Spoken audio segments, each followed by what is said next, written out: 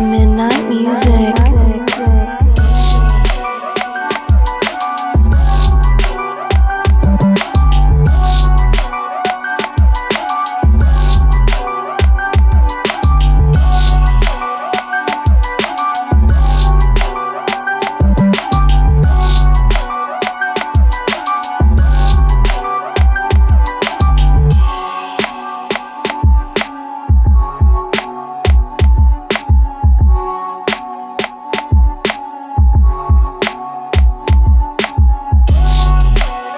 Midnight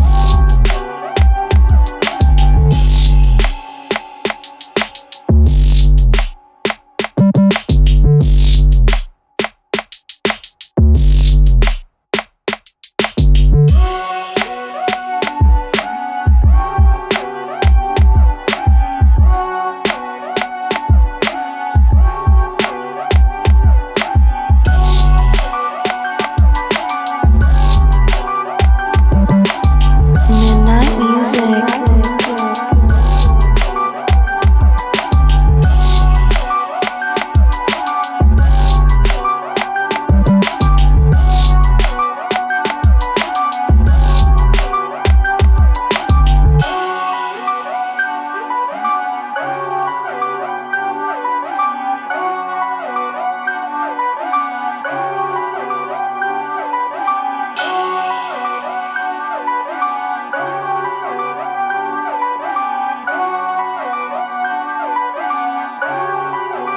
Midnight music. Midnight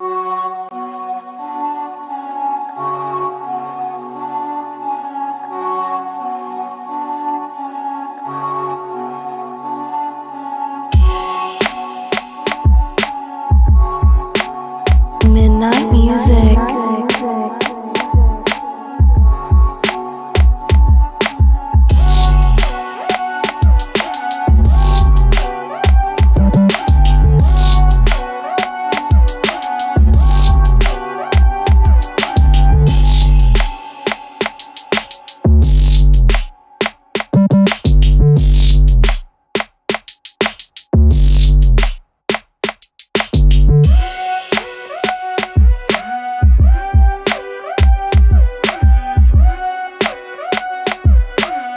Midnight music.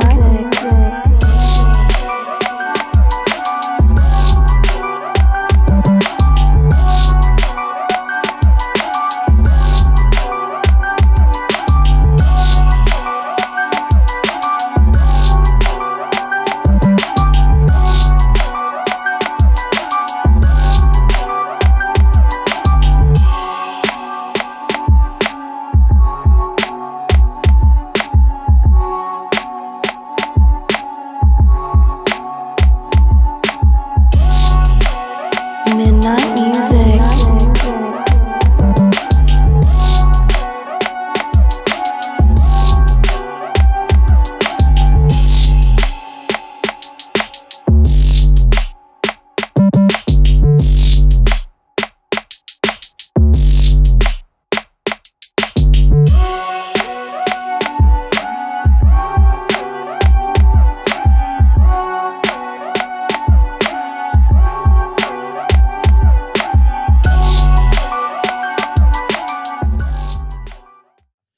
Who, Del Rio? Yeah, Del Rio. Yeah, he was an okay wrestler.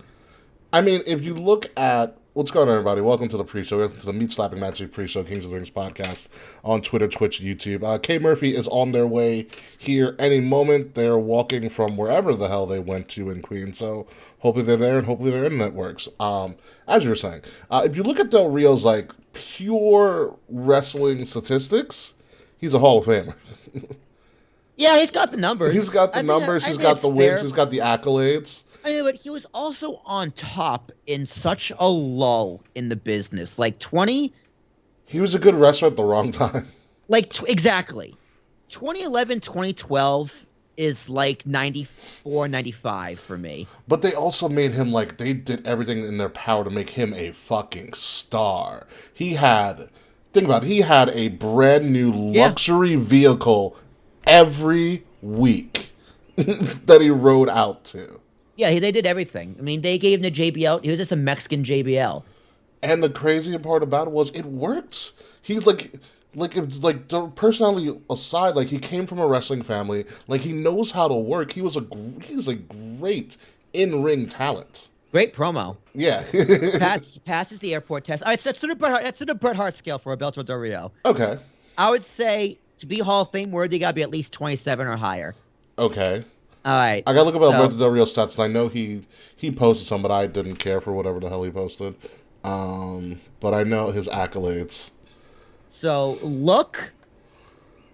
He's got. I mean, we saw him at WrestleCon. He's a big boy. He's large. Yeah, He's large, he is, and he has a presence about him. Like he carries himself with dignity and respect, even though he's kind of an asshole. Yeah. Right? Yeah. He looks. That's the way he carries himself. Goes for his look. His presence is a big thing. I'll go 7 on the look. A strong 7. Okay. What you got? Oh, his stats? No, for his look. What are you gonna give him? Oh, for his.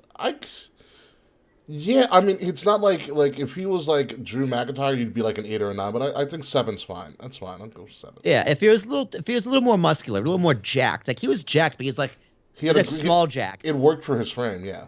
Yeah, like he didn't look humongous in the ring, but he's rather large. It's like Christian, right? You see Christian in person, you're like, holy shit. Yeah. Booker T. You know how tall Booker T is? You took the picture of me and Booker T at WrestleCon. Dude, Like, his hands are like his the hands size of my body. Yeah. He could palm my ass. That's how big his hands are. Yeah, it is All right, nuts. so Del Rio, promo. I'm gonna give him a 9 on his promo. He's a compelling promo, I will say that. He has a good pace. I'll give him an 8. Great promo, great presence, great pace, great voice. You know, his English is flawless, but it still has that Mexican accent, and sometimes we would go pedal, right? Like That was a good part about it. Like even though he was speaking fluent English because he's probably bilingual anyways, but he still kept his heritage like as the focal point. Like you always knew he was from Mexico. Yeah. So I'll give him a 9. And then wrestling ability in ring. Now I can't tell you my favorite Del Rio match other than Dolph Ziggler. But they worked great. They worked great together. That's just because he kicked him in the face. Yeah. I know my favorite one. He had and a good it's match with weird. Ray. It's a weird my favorite one for Del Rio. He did a last man standing match with the Big Show on SmackDown. Yes, I know that match. And it was so fucking good. Flipped the table on him. That was the finish. Yeah, that was the finish. I actually do. I remember. I was like, "Well, a last man standing on SmackDown. That's bold." And I watched it. And it was great. Yeah, he told a great story. Yeah, in ring. Ooh. Prime Del Rio was a great in ring talent. I'll give him. You know what it was I'll give him an 8. You know what it was about? I'll give him an 8. You know what it was about Del Rio? He doesn't wow you. Like he doesn't do like spot monkey moves. He's like it's one of those things. Like he's so fluid, you take him for granted.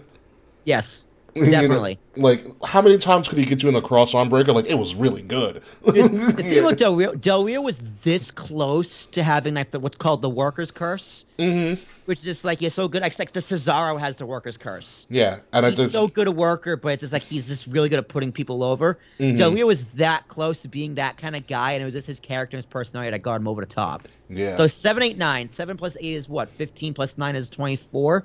Yeah. It's not right. 7 plus 8 is 15. Yeah. Plus 9 is 24. 24. I guess he's not a Hall of Famer. Yeah. As for his actual accolades in WWE, at least, 4-time World Heavyweight Champion, which is true, winner of the biggest Royal Rumble in WWE history, the 40-man, and 2-time United States Champion. That's it? That's all he's got? As U.S. title, yeah. I'm surprised he never won the IC, but I guess he did. No IC, no tag. He was never in a tag. He was always a singles guy. I mean, he is top tier talent. You know, he did carry a brand for like a year or so. He was on top, but then when he fizzles out, he has fizzled out hard. With the League of Nations. Yeah, it's like his face turn was okay. With the whole see, like he's a way better natural heel. Oh yeah, he was such a good heel. Such a good heel. Didn't he go into Mania as champion? Yeah, he did. I think he went up against Swagger. Yes. Yes. It was a throwaway match in New York, but he still It went was in the Mania. bad. It was still the Mania. But didn't he also? Did he also drop to Edge, or he lost to Edge at 27? I think he was Edge's last match. Yes. What was going to be Edge's last match? Hey, friends, Yeah. what's going on? And hello, Pizza. Yeah, he was. Dude, I don't know if he has longevity. Like he wasn't That on top might for be long. it. That might be it. He wasn't on top long enough, and he was on. Like he was like Diesel as champion. Like do you remember Diesel as champion? Diesel's No. the longest reigning champion of the 90s. Yeah, but again, but he was the champion when business was down. Yeah. So it's like who cares? If Del Rio wasn't himself, and he would, like, I could see Del Rio lasting in this age of That's WWE. B and K. They're It's K available. ready. Yeah, they texted us. Okay. Hold on, let's bring in K. Okay. Okay. Okay. Let's make sure I pick the right one to bring in K. All right, this one said chatted 7 days ago, so I'm hoping this is the right one.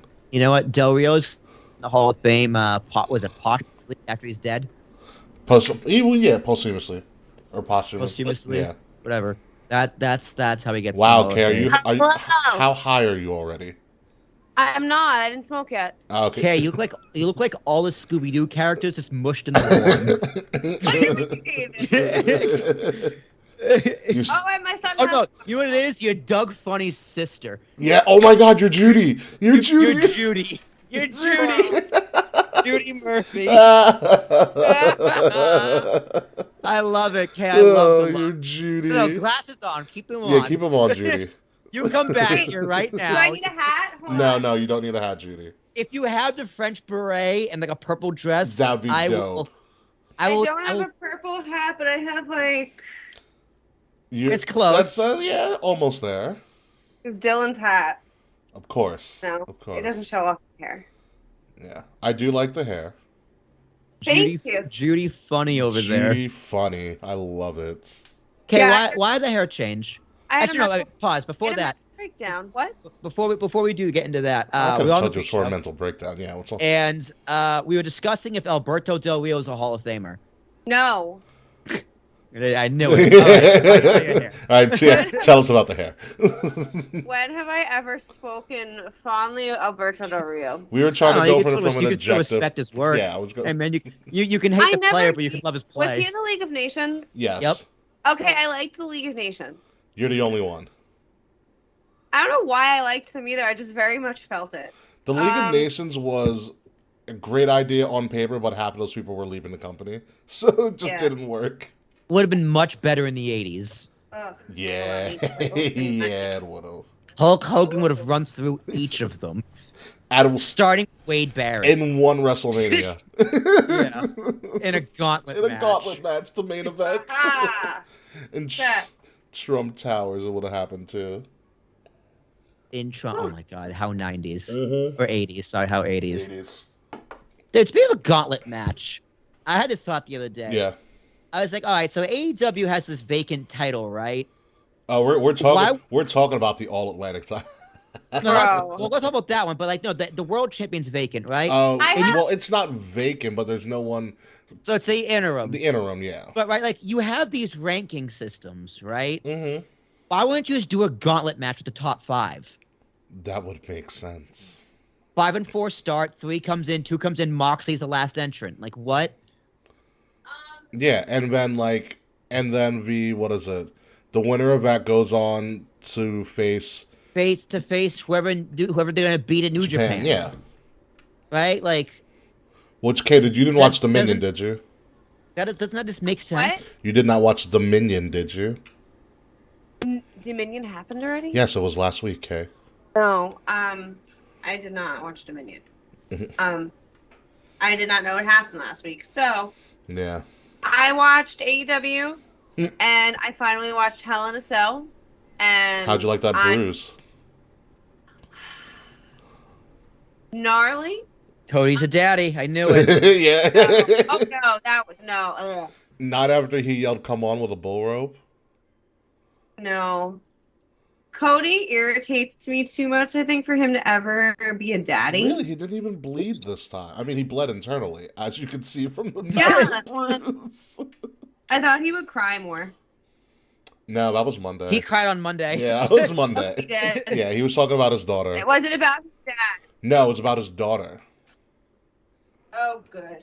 They're already starting with that? No, he brought it up. He didn't bring up. No, I mean, like, Cody's already starting to cry about Liberty Rhodes on WWE. Mm-hmm. He didn't bring up Brandy, so it's fine. She's scheduled for a match with Izzy in the PC this week.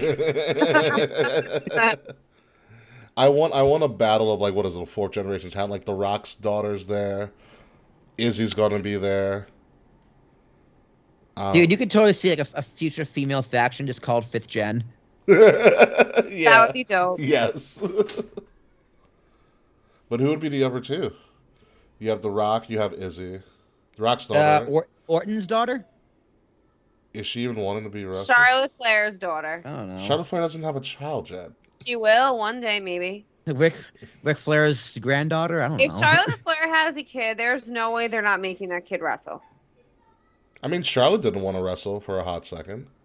Well, And then Reed died. Yeah, that's exactly what happened, yeah. And she's like, oh, I'm good at this. I can do things. Yeah. She was a volleyball player and, like, a personal trainer. ew. I could see her as a personal trainer. But volleyball? Yeah, she's like 5'11". She's a standout. She's a perfect college volleyball player. Maybe it's because I'm 5'2", but like Yeah, volleyball players in college I are for the don't trees. love volleyball. You don't like volleyball? No, it was always like a very boring unit in gym for me. Oh, did you pull up a Daria? What do you mean? Where, like, you'd stand there in the middle of a court, and when the ball would come, you just, like, stick your hand out just to say that you showed effort. Did you never see the show Daria? Not since I was in like middle school. Oh, Daria's a classic. You would be a great Daria if you could pull off a Daria, actually. I've heard I give off the friend. What's her name? Jane? Jane. You... No. I don't see you as Jane from Daria. Daria's actually, it's wild you're saying that. I was thinking about Daria this morning because it's on my show, like, list of shows I want to like rewatch that I haven't seen in like a long time. Was Daria on Paramount? Yes. Okay. I'll have to get Either Paramount or Hulu. It's like one of the two. I feel like it's Gotcha. Paramount. Yeah. So congratulations on your mental breakdown to give you new hair. Thank you. I had like it's been like a very rough work week. Mm-hmm. Like just very busy, very long, and Sunday I just kind of snapped. And my hair in general is something that's like very important to me. Like I'm that person that changes my hair after a breakup, or I've heard that a lot. Or I change my hair if I'm like it's having a significant like life change, or like if I feel like I'm stepping into a new era, my hair will change. So like my dark hair that I had most recently, to be not to spill my tea on the live, but the dark hair was not what I would have chosen for my hair. It made me really unhappy and like really dysphoric, and I just like couldn't deal with it. But I dealt with it because like I had to. And I went to beauty school like 10 years ago, so it's not like I don't know what I'm doing with hair. Like I have a general idea of what I'm doing. Like don't hire me. I'm not licensed or anything, but like I can do a decent kitchen hair appointment. You know what I mean? Yeah, So, I'm surprised you haven't opened up your own beauty company or something. well, I'm not a licensed hairdresser. I never took my state boards. I graduated beauty school in 2012, and I knew 2 months into school that I didn't want to do anything with it. No. So I went through school, I graduated, and now I kind of just hold the knowledge for like whenever I need to do my hair. I'm dyeing Dylan's hair tonight, apparently. Can you do it on the post show? We'll stream that live. Beard too? Yeah, please. I don't know. I don't think they'll be here because they're working. They have a late night job tonight because they're an exterminator. So they're, I think, going to be working during the post show. Oh, boo. Yeah. If they're comfortable, I can record some of it for the Patreon That's fine. as a compromise. So I will be bleaching her hair tonight. I mean, they And- already listen to us on the show. Anyway, like, do they enjoy? Do they watch or do they watch and or listen when you're not on? I think so. I don't know. Because I'd love to have their input. We should just put them on the show one day. We could before Slack. Definitely before Slack. Also, remind me off air. I have a Patreon idea for you. For me? Well, it's for me, but for you, meaning I have to present it to you. Okay, gotcha. I was like, for Anyway. me. For you, it's for me. But anyway, so For you, by I you, are you reopening FUBU? FUBU! I do love me some FUBU. I don't know. I just freaked the fuck out this weekend, and I was on my way. I would need to run some errands, and I knew I was going to make a manic decision. I'm like, I am either dyeing my hair, getting a tattoo, or buying a new pair of Vans this weekend. It's fucking happening. Wow, those are some broad choices. So I was in Rite Aid, and I saw on clearance this shade of pink, and this I've wanted this color since middle school, honestly.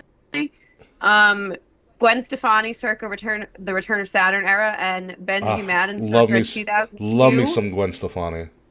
Are the my style icons for this hair color. Okay. So I've been holding on to this for 20 years. Basically. So I saw it and I'm like, this is the universe telling me I'm gonna have pink hair. You're gonna have a quarter life I had crisis. to Is what run you're doing. home because I didn't have time to like grab everything else I might need. So I went back to Rite Aid later than the day and I bought Color Oops, which is it strips your hair. So any artificial color that might be in your hair, it removes as much of it as it can. Like certain colors it won't work on. Yeah. So I just stripped my hair. I did a protein treatment on it, and then I bleached my whole head. Oh my god.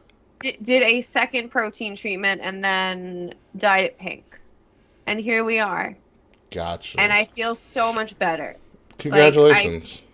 Thank you. Okay, you know what I can do with you tonight? We can do boy band trivia because Will was horrible last week. I was so bad. Oh, I got one. Because you know I officially host trivia night on Thursdays. You've seen my socials and all my shenanigans. Yeah, you'd better show up because we're kind of. Well, it's hard because Thursday is my Sunday. That's very true. So Well, I you should might you should make your way up to Rockwell I have- Center. I'm fucking with you. I Don't have a do week- that to I yourself. have a week vacation. Yeah, Thursday, I please. have a week vacation I'm taking in September. So depending on what y'all are doing in September, if you do, I can come then for Yeah, sure. I know tomorrow we're doing Stranger Things trivia and we're giving away tickets to the Stranger Things experience in New York City. I want to go to the experience. I heard it's cool. Well, if you come to trivia tomorrow, you can. I will not get trivia tomorrow because I work. But I Friday. do know. Do you know like the wax museum in Madame like, Times Square Tussauds? on yeah, that one. Yeah, I Yeah, love that I've wax been. museum. They're just fucking So dope. they've had the Rock outside. Like there's always one statue outside you can take pictures with. Yeah. They've And had the Rock out there every single day for the past 3 weeks, Mm-hmm. and every time I walk by, there's a line of people taking pictures. Yeah. So have you ever been Every to a single- wax No museum? matter what time of day. You ever been to a wax Huh? museum? Like, for real, It for real? looks creepy. It looks terrifying. No, No it's interest. wax museums are fucking dope. I kind of want to go and grab his dick and see if there's anything there. Yeah, Will, let's go. wax. I might be able to get a discount through my company. All right. So what you're It looks saying fun. is we're gonna do a fam trip to the wax We museum. could do a fam trip to the wax museum. I haven't been to a Madame Tussauds since I went to one in Vegas, and like, but it's really cool because like you get to see all these random celebrities, and like the artistry is fucking phenomenal. I can give the finger to a wax Jimmy Fallon. Pretty much. Listen, He's so not funny. I was watching Jimmy Fallon clips. I was like, wow, this motherfucker's actually kind of funny. But it was like, no, he's one- not. yeah, but it was one. It was yeah, it was. It was. I think he's funny because I just don't take him seriously.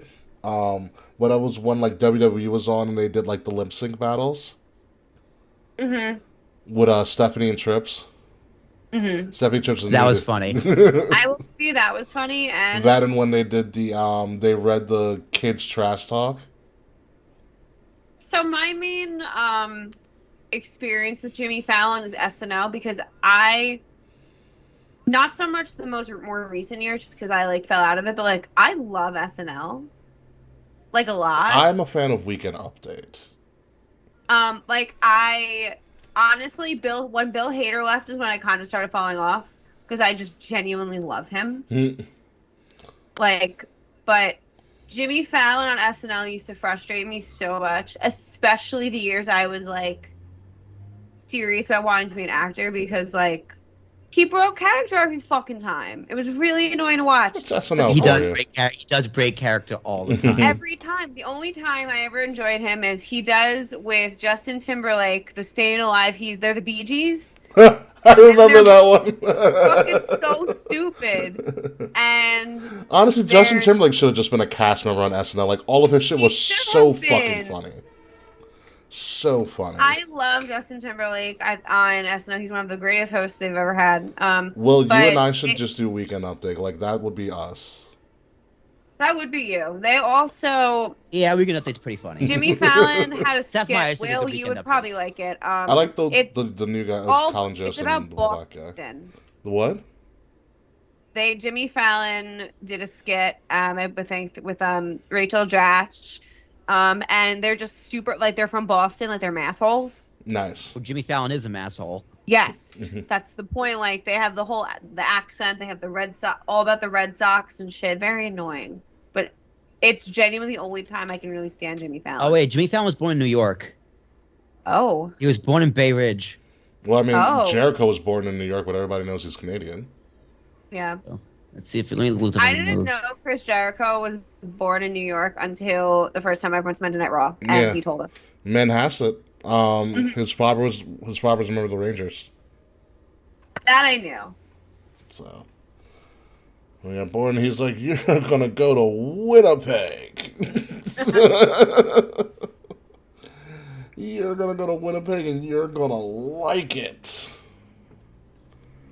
Oh man, but yeah, our wrestling trivia. Well, I don't know if I told you, but yeah, we're buying 2 tickets to Monday Night Raw at MSG and giving them away July 7th, When folks. is Raw at MSG? 25th of July. Okay. I kind of want to go. I might go. I don't know. Yeah, I have to. Yeah, so I'm thinking about going. I don't know. Freaking GM's like, buy the tickets for us. I'm like, fuck. I usually just buy tickets for myself, and now I gotta. Damn, Fallon is just a straight New York boy. I always thought he was from Boston, probably because of Fever Pitch. Yeah, probably. All right, are we ready to go? Yeah, we're good to go. Kay, is your internet good? It's on the whole show. Kay, is your internet good? Are you good to go with your internet? Yeah, I don't have anything on. All right, let's get the show on the road then. All about avid listeners. And I can't hear you, Will. Yeah, it's started rolling. Okay. All right. 1, 2, 3, 4. Testing. What testing? Not testing. Starting in 5, 4, 3, 2.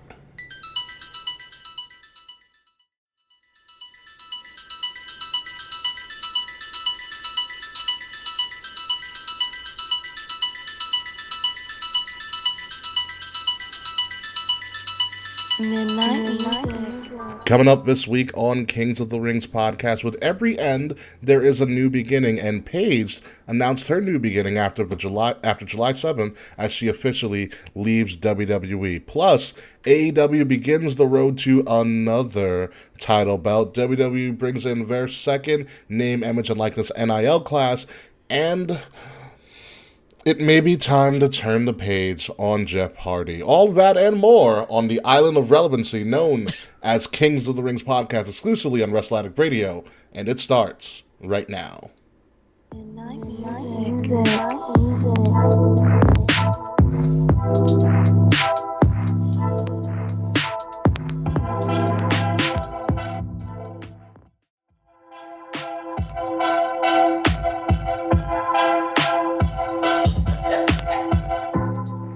You do look like Judy Funny a lot, Kay. I'm not gonna lie.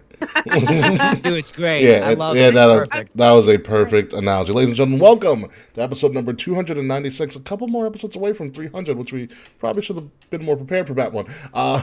Turning the page, I am your host, King Ricky Rose, along with Willie T and the Judy Funny to just the Judy Funny, VK Murphy. Back, internet is up and ready. It's ripping and raring to go. Fingers crossed. All three of us are here for the entire show. We have got a lot of interesting things to talk about. None of them will include Vince McMahon. So if you came here thinking we're going to talk about Vince, we're not going to do it. We're not. I love talking about Vince. No, we're not. No, I wanted to talk about it so bad. I I don't literally just know. found out about it 5 minutes Really? ago.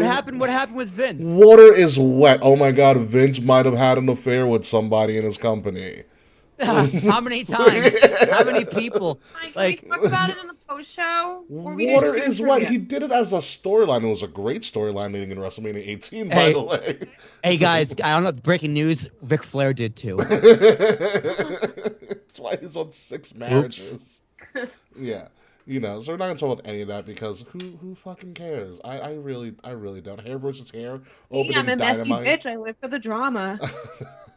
I know you do, Judy. I know. I'm just gonna call you Judy from here on out now.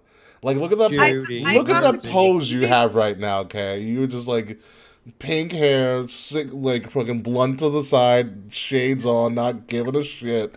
Like, Yeah, stop speaking some French, K. Oh, I'm not French at all. I definitely, especially when I have fresh hair, like the ego goes up. Yeah, I can tell you're in your The boss ego is bitch mode up. right now. I'm fucking feeling myself. I've wanted this hair since middle school, and I'm thriving. I look great. I feel great. Yeah. You do, and you should, because it is Pride Month, and as we've been talking about each and every week during Pride Month, we have obviously been selling these Protect Trans Lives merchandise, which were designed by Judy Funny themselves, the K Murphy. We've been showing you this logo for the last couple of weeks, but here, this week, we actually have some product placement for you. So this is what it will look like in tie-dye. Regular t-shirts, as well as women's v-neck tees, and a couple of tanks as well. So, K Murphy, you want to go a little bit more into the Protect Trans Lives Pride merchandise that we have this week? Or if it's not this week, this year. So we are. Hold on. I need a second. Too busy feeling themselves. All right, Judy, come on. No, I had my whole thing for the pulled up and it went away. Uh-oh. Probably because we made you wear shades and then you can see your screen. Yeah. Well, I will tell you this, as Kate's trying to look up their spiel, all proceeds, 100% of the proceeds of these products that you'll be purchasing do not go to us in any way, shape, or form. 100% of those proceeds will be going to the National Center for Transgender Equality, which fights and advocates for the equal rights of transgender people all across this great nation of the United States. Kate, take it away. Alrighty. So I designed these shirts specifically because Pride is a very important season in the LGBTQIA plus community, but Pride was founded on the shoulders of Black and brown trans women. So trans people don't often get the recognition during Pride season that they deserve. And also there have been over 300 anti-trans and anti-gay laws that are trying to be passed. So it's a very scary time to be trans in this country, so I feel that we should be showing our trans brothers and sisters and siblings the support that they deserve. So we have t-shirts, we have tie-dye shirts and tank tops, and all the money goes to supporting and empowering transgender people and providing everyone with understanding, and that like trans people are here to stay and that their lives are important. Yeah, it goes to a great cause. Thank you, Kay, for finding all of that and doing that for us this year. The link to purchase your merchandise is literally the first link in the description wherever you're watching this or listening this to purchase your merchandise. So thank you guys for that consideration. Moving on to our hot topics this week. It came out early towards the latter end, not early, but towards the latter end of last week. Paige posted on Twitter, formerly known as Paige, soon to be, but Soraya Knight posted on Twitter that she will officially be leaving WWE after her contract expires on July 7th. She did not rule out an in-ring return, but she's leaving WWE, and that's the only thing we know for sure. Whatever the future holds, we don't know. So, Will, do you think she returns to wrestling? I do. I don't know why. My first thought was, she's gonna go to AEW and wrestle. She kind of hinted at it in her statement. I'm just baffled as to why she would leave and why now. Because she's not doing anything. I get that, but what is the last thing she did for WWE? GM of SmackDown, I believe. Retire. Yeah, she was GM of SmackDown. But it's like if you're able to years ago, if you're able to do something though, like why aren't you doing it in WWE? Like that's my only thing. Like I can only picture her leaving if she wasn't injured. Well, actually, no, it's not true. If she was injured, I could see her leave. I don't know. I'm really shocked by this one. That WWE would never intend to let her wrestle again. And although now that Edge is back, it might be harder to argue that they would never let Paige wrestle again. I mean, Edge changed everything for everybody with a severe career-ending neck injury. So did Daniel Bryan. They've let all the wrestle again. I have no reason to believe WWE would not let her or want her to wrestle. I mean, we can talk about it off air. Like, Vince would I feel like Vince would welcome her in with open arms. Yeah. I mean, they already buried the hatchet of Paige's past. We've already moved past that. So there's no heat.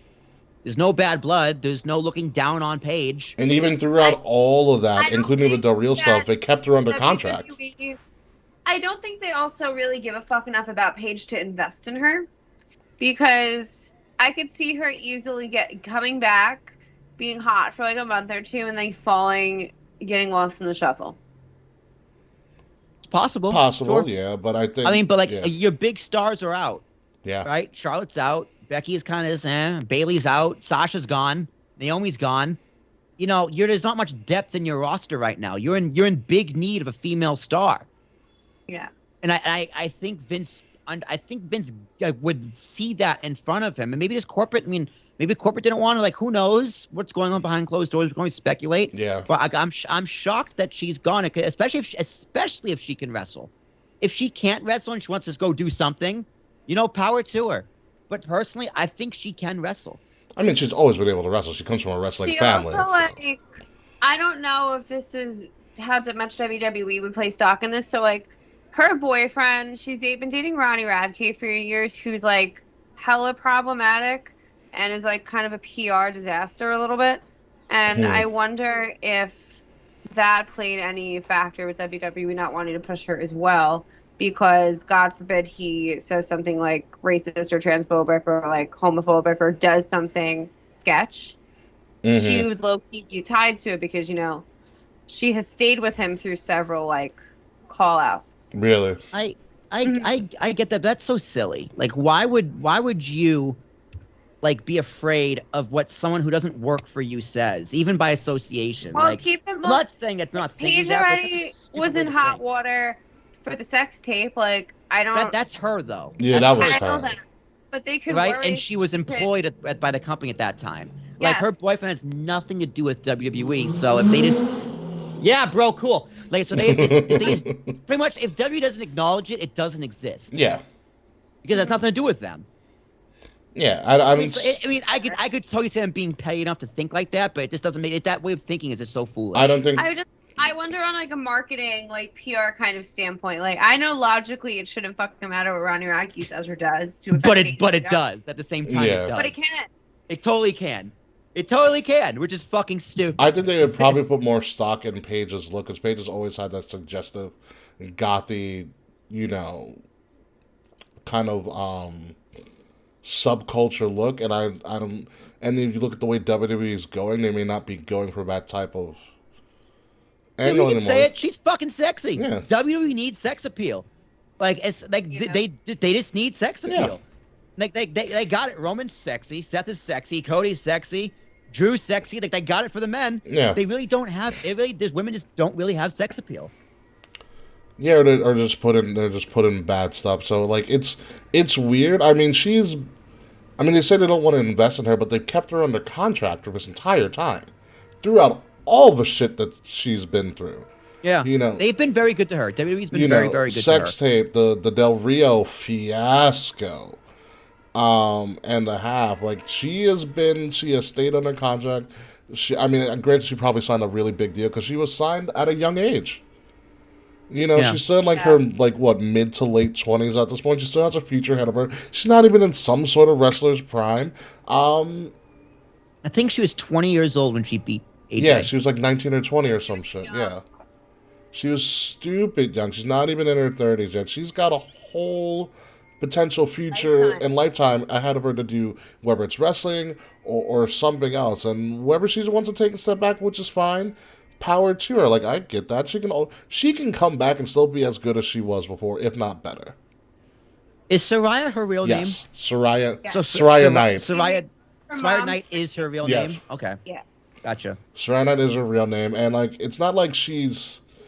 We said. Was it also her indie name? Or did she even go on the indies at all? She was on. Her parents had a wrestling company. All right, so she wrestled as Soraya Knight then. All right, so it's not okay. So it's not even like she's going by her independent name. It's just she's going by her real name. So it could mean anything. Yeah. Like we have no idea what the future holds for Paige, but I'm excited to see it. I think I'm a big fan. I think she's super talented. Yeah, she's super, and I wish her the best. Super talented, super nice. I remember when the pandemic hit, and she's also very in tune with her fans. She uses social media in a very positive way. Remember when the pandemic hit, she was paying for people's groceries. Was she really? She literally was like, she posted on Twitter, drop me a line, tell me how much money you need for groceries. She was giving out money to help people have groceries for That's amazing. I didn't know that. I didn't know that either. When I ran into Kathy, one of our former guests, Kathy in Dallas, randomly, I was like, oh, she's like, I drove here, blah blah blah blah. She's like, yeah, Paige helped me get my ticket here to go to SmackDown in the Hall of Fame. Wow. So Paige is very in tune with her fans and very nice and giving person from what I've gathered from it. And so what I met her, she was nice. I met her, she was nice. You nice. met her after Evolution, right? With the red beanie and everything. I ran up to her at the bar and she didn't have to say hello to me or take a picture with me. She did. It was very nice. Gave me a hug. Nice. Go Paige. So I like I said, we wish Paige the best luck in whatever she does, and I think she's going to be successful in whatever she does. She has the look, so she can do whatever the fuck she wants. Yeah. I would not be surprised if she pops up in AEW. I wouldn't be, but I think it'll. See her in AEW. Yeah, I can see that too, but I don't think it'll happen without a fight from WWE. But who knows? Why? Why? Edge they'll throw a bunch of money at her. Edge had an offer from Tony in AEW, and that went away real quick when Vince got involved. Yeah. So, it's one of those things, if you are making a comeback of epic proportions and your last thing that you did was wrestle in WWE, it's almost precedent has been set that you come back in WWE, you go on a run, and then you do whatever the fuck you want. Daniel Bryan did it. Edge is doing it right now. I wouldn't be surprised if Paige does it somewhere down the road. Yeah, I could see her in Impact even. Impact would be below her. Yeah. But Impact would work. I love the Impact women's division. The Knockouts division has been fantastic for a very, very long time.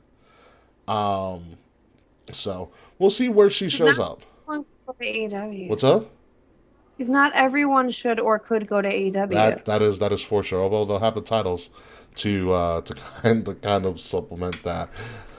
So on to some also very unfortunate, depressing news. Jeff Hardy was arrested yet again on potential DUI and felony charges as well. There is a police camera footage video that was released about at the time of his arrest, which they had him do field sobriety tests and a couple other things. Obviously, he was arrested. I'm not gonna.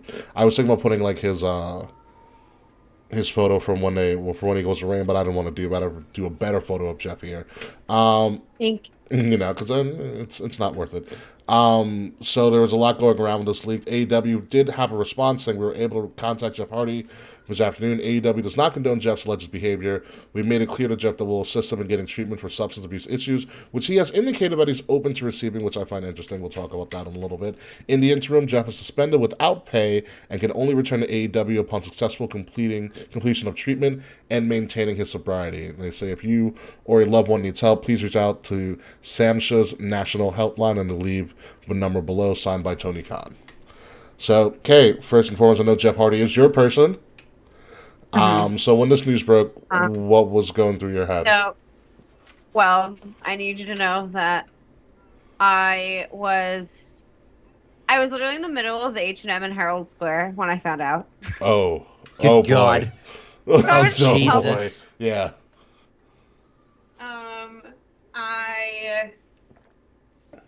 I was having a day, and I'm like, I want to go shopping in the city to feel better. I did not feel better. And then I'm in the middle of fucking H&M, and I get tagged in my wrestling group chat that Jeff got arrested for DUI, and I'm like devastated because like I feel like he got hurt really bad after Darby, and I think he relapsed after Double or Nothing because I heard he was concussed at Double or Nothing. There is alleged footage that's out there of him driving really recklessly on the road, which led to his which led to him getting pulled over. I have not watched the police footage yet because, like, I emotionally am not ready to watch it. It's, for me, like, Jeff Hardy's sobriety is something that, like, has always been in the back of my mind, especially, like, alongside, like, my sobriety. Like, when I met Jeff 2 years ago, like, I talked to him about sobriety, and he was, like, genuinely, like, so stoked on sobriety and like so happy and like grateful to be sober. And I think he just busted his body up so badly that, you know, medicine wasn't enough anymore. Like, it didn't seem like there was emotional turmoil there like in the past, but it's just really sad because like it's the Hardy Boys' last run. Like, he doesn't have a lot of time left, but, like, he might just be clocking out early. I don't even think it's clocking out early. I think he's working overtime right now. Yeah. I don't. If I was AEW, I wouldn't bring him back. I was like, listen, I think what AEW said was correct. Yeah. Get him the help. Get him the help. You're not back until you get the help. I agree. I think it's the right call. And like, we're all about second chances, but it's like, Jeff, you've had second, third, fourth, fifth. This might be a sixth chance. It happens. Like, Ironically, like, come on now. Someone put together. It happens in every wrestling organization, every major one. Impact, WWE, AEW now. It's sad. It is. And honestly, I think they were going to win the titles tonight. Which is ironic because number one, AEW Dynamite is specifically nicknamed Road Rage. Number one, he was going. That's. And he was going to be in a triple threat tag team triple threat ladder match. Go figure. They were going to win. Go figure. And he apparently, when he got arrested, I haven't listened to the footage. I haven't even watched it. I kind of just grazed over it when it was on my socials. But there's rumors saying that he alleged when he was being pulled over that he was on his way to get a brain scan or something like that. And I think that proves something to your point. You know, he could have. I mean, Jeff has definitely had traumatic brain injuries in the form of concussions multiple times. What happened to him with the Darby match? Could he have had a concussion? Absolutely. I had seen on Twitter yesterday that he was concussed during Double or Nothing. I wouldn't be surprised at that. And could that concussion lead to him forgetting to take his meds or him reverting back to another time in his life where he just didn't give a shit? He was just drinking and driving and being reckless? Absolutely. It happens a lot with people with TBIs, that they either revert back to a younger form of themselves, or they just forget to do the things that they had just learned, and they lose, all that memory and learning. And these things are all possible hypotheticals as to what happened to Jeff, and all of it is very just upsetting and sad. And the last thing Jeff needs to do is to put his body through any more harm, whether it be in the ring or through the bottle. Like, at this point, like, I just want Jeff Hardy to be, like, happy and healthy, like, You could and stay alive at this point, Jeff. Like, if he never wrestles again, I'm okay with it. And, like, that's very difficult for me to say, because I could obviously watch Jeff Hardy wrestle for the rest of my life. But, like, it doesn't seem like it's good for him physically anymore at all. it makes me think about when he walked out on WWE, several months ago. And what did WWE? They acknowledged him. They offered him a Hall of Fame. Remember that? Well, we said they offered him a Hall of Fame, and they said you can't wrestle again. It makes me really think that they knew already something was up with Jeff, and they were trying to get in front of it. Yeah, dude. Of course they knew, Yeah. right? I mean, dude, it's the wrestling business. This isn't the first time they've dealt with something like this. Do you remember the 80s? I remember the 80s. You weren't even born in the Remember 80s. the 90s? I None of remember us the were 90s. alive. Doesn't matter, right? Like they had a whole plane ride about this, all right? Like, right? And they were pretty much drunk driving an airplane. Yeah. So like they know the signs. Of course they know the signs. They're also smart enough not to publicly say they know the signs. Yeah. Like, yeah, it's Jeff. It's just like, bro, come on now. Yeah. I mean, Like, it's at this point, it's like I don't feel sorry for anymore. I'm actually genuinely frustrated. it's frustrating. That was my initial. Like, I was like, oh, again, frustrating. And then the mental health person in me, I was like, it is. This is what happens. Unfortunately, Yeah. it is a lifelong struggle. And this is, again, not a bias towards Jeff Hardy, but, like, I know what it's like to fuck up and relapse over and over again. So, like, that's why I feel sad above all else, because it's a really shitty feeling to relapse and to know that you are actively relapsing, because it feels like a disappointment. Yeah. Like, honestly, like, I have my sobriety day tattooed, like, on my arm, like, right here where you can see it. So, like, that holds me accountable, as stupid as that is. Sometimes that makes perfect you need sense. people need reminders. Yeah, you gotta motivate yourself. I would for fucking hate to relapse about something stupid and then look at my arm and like, oh shit. Yeah. And like I have I'm close to 5 years. Holy so like, shit! Really? Yeah, October's 5 years. Wow. So sobriety is just something that like I respond to differently, and plus my role at working in crisis services, I like really look at it different. Like I just look at it from different angles. So like it's hard for me to feel frustrated because addiction is born from trauma. And clearly Jeff Hardy physically has been through more than most wrestlers that are still wrestling in his age. I mean, the Hardys altogether, physically and emotionally, look at the Hardys' background. I've been through some wild shit. Do you remember the house burnt down? Yeah. Like in 2009, like the house legitimately burnt down, that they lost their dog or something. Yeah. And then they made a storyline. I say Matt. Yeah, did. it was the Matt versus Jeff storyline at good. Mania. Yeah. Yeah. Yeah. What a great storyline that was. But yeah, no, okay, you're 1,000% right. You're 1,000% right. Yeah. But you gotta do the carrot and stick approach with these things, right? Sometimes you feed them a carrot and you feel sorry for them. Sometimes you gotta hit them over the head with a stick. Yeah, and so hopefully this will be just a wake-up call, but best luck to him. Again, folks, just like AEW posts, if you or a loved one needs help, please reach out to Sam's Helpline, and I'll save a number here, 1-800-622-4357, 1-800-662-4357 for Sam's Helpline. They provide some great resources for you all across the nation. But let us move on, folks, to the roach that just keeps on surviving. Will Excuse me? Impact Wrestling turn 20? No, it fucking didn't. Yes, it did. You I'm not liar. lying. You're lying. Yes, Impact Wrestling is 20 years old. No, it's Yes, not. it is. It literally started Bye. right. They said be closed, and Jeff Jarrett's like, I got it. Let's hire all these people again and just try again. Wow. Impact Wrestling Show 20 Slammiversary is this weekend on Juneteenth of all days.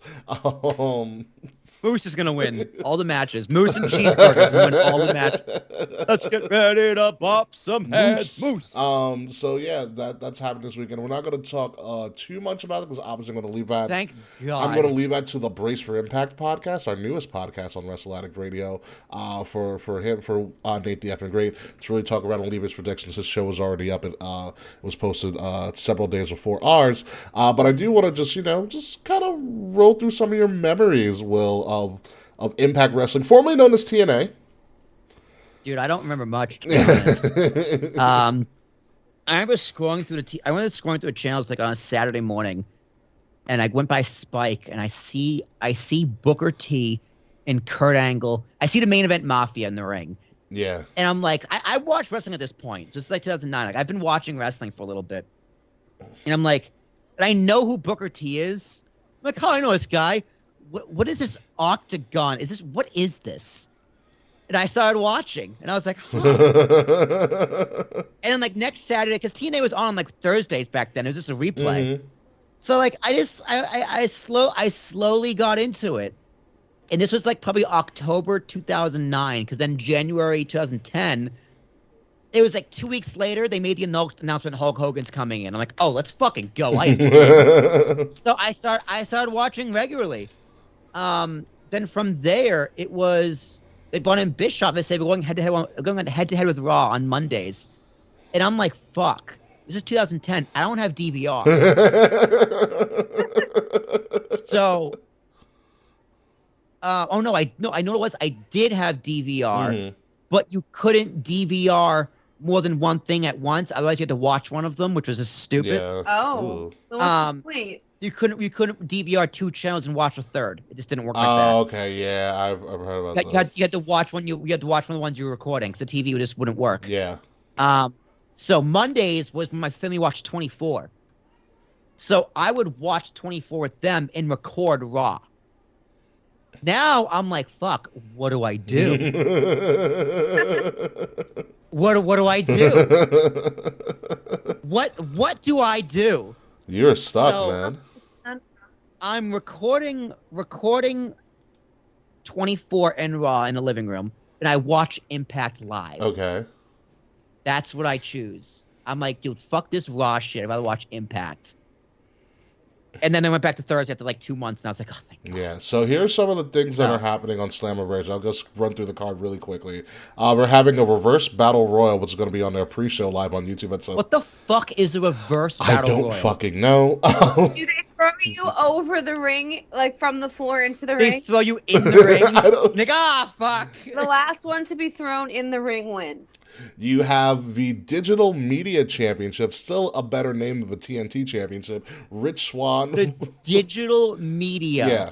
Rich Swann versus Brian Myers. Okay. I'm so glad I don't watch this shit anymore. You have the Knockouts Tag Team Championship, the Influence featuring formerly known as Emma, and I forgot who else, versus Rosemary and Taya Valkyrie. Let me see. You have the Ultimate X match for the X Division Championship. You probably remember that, Will. Alex Zane, Kenny King, Jack Evans, Ace Austin, newest Bullet Club member Ace Austin, Mike Bailey versus Trey Miguel.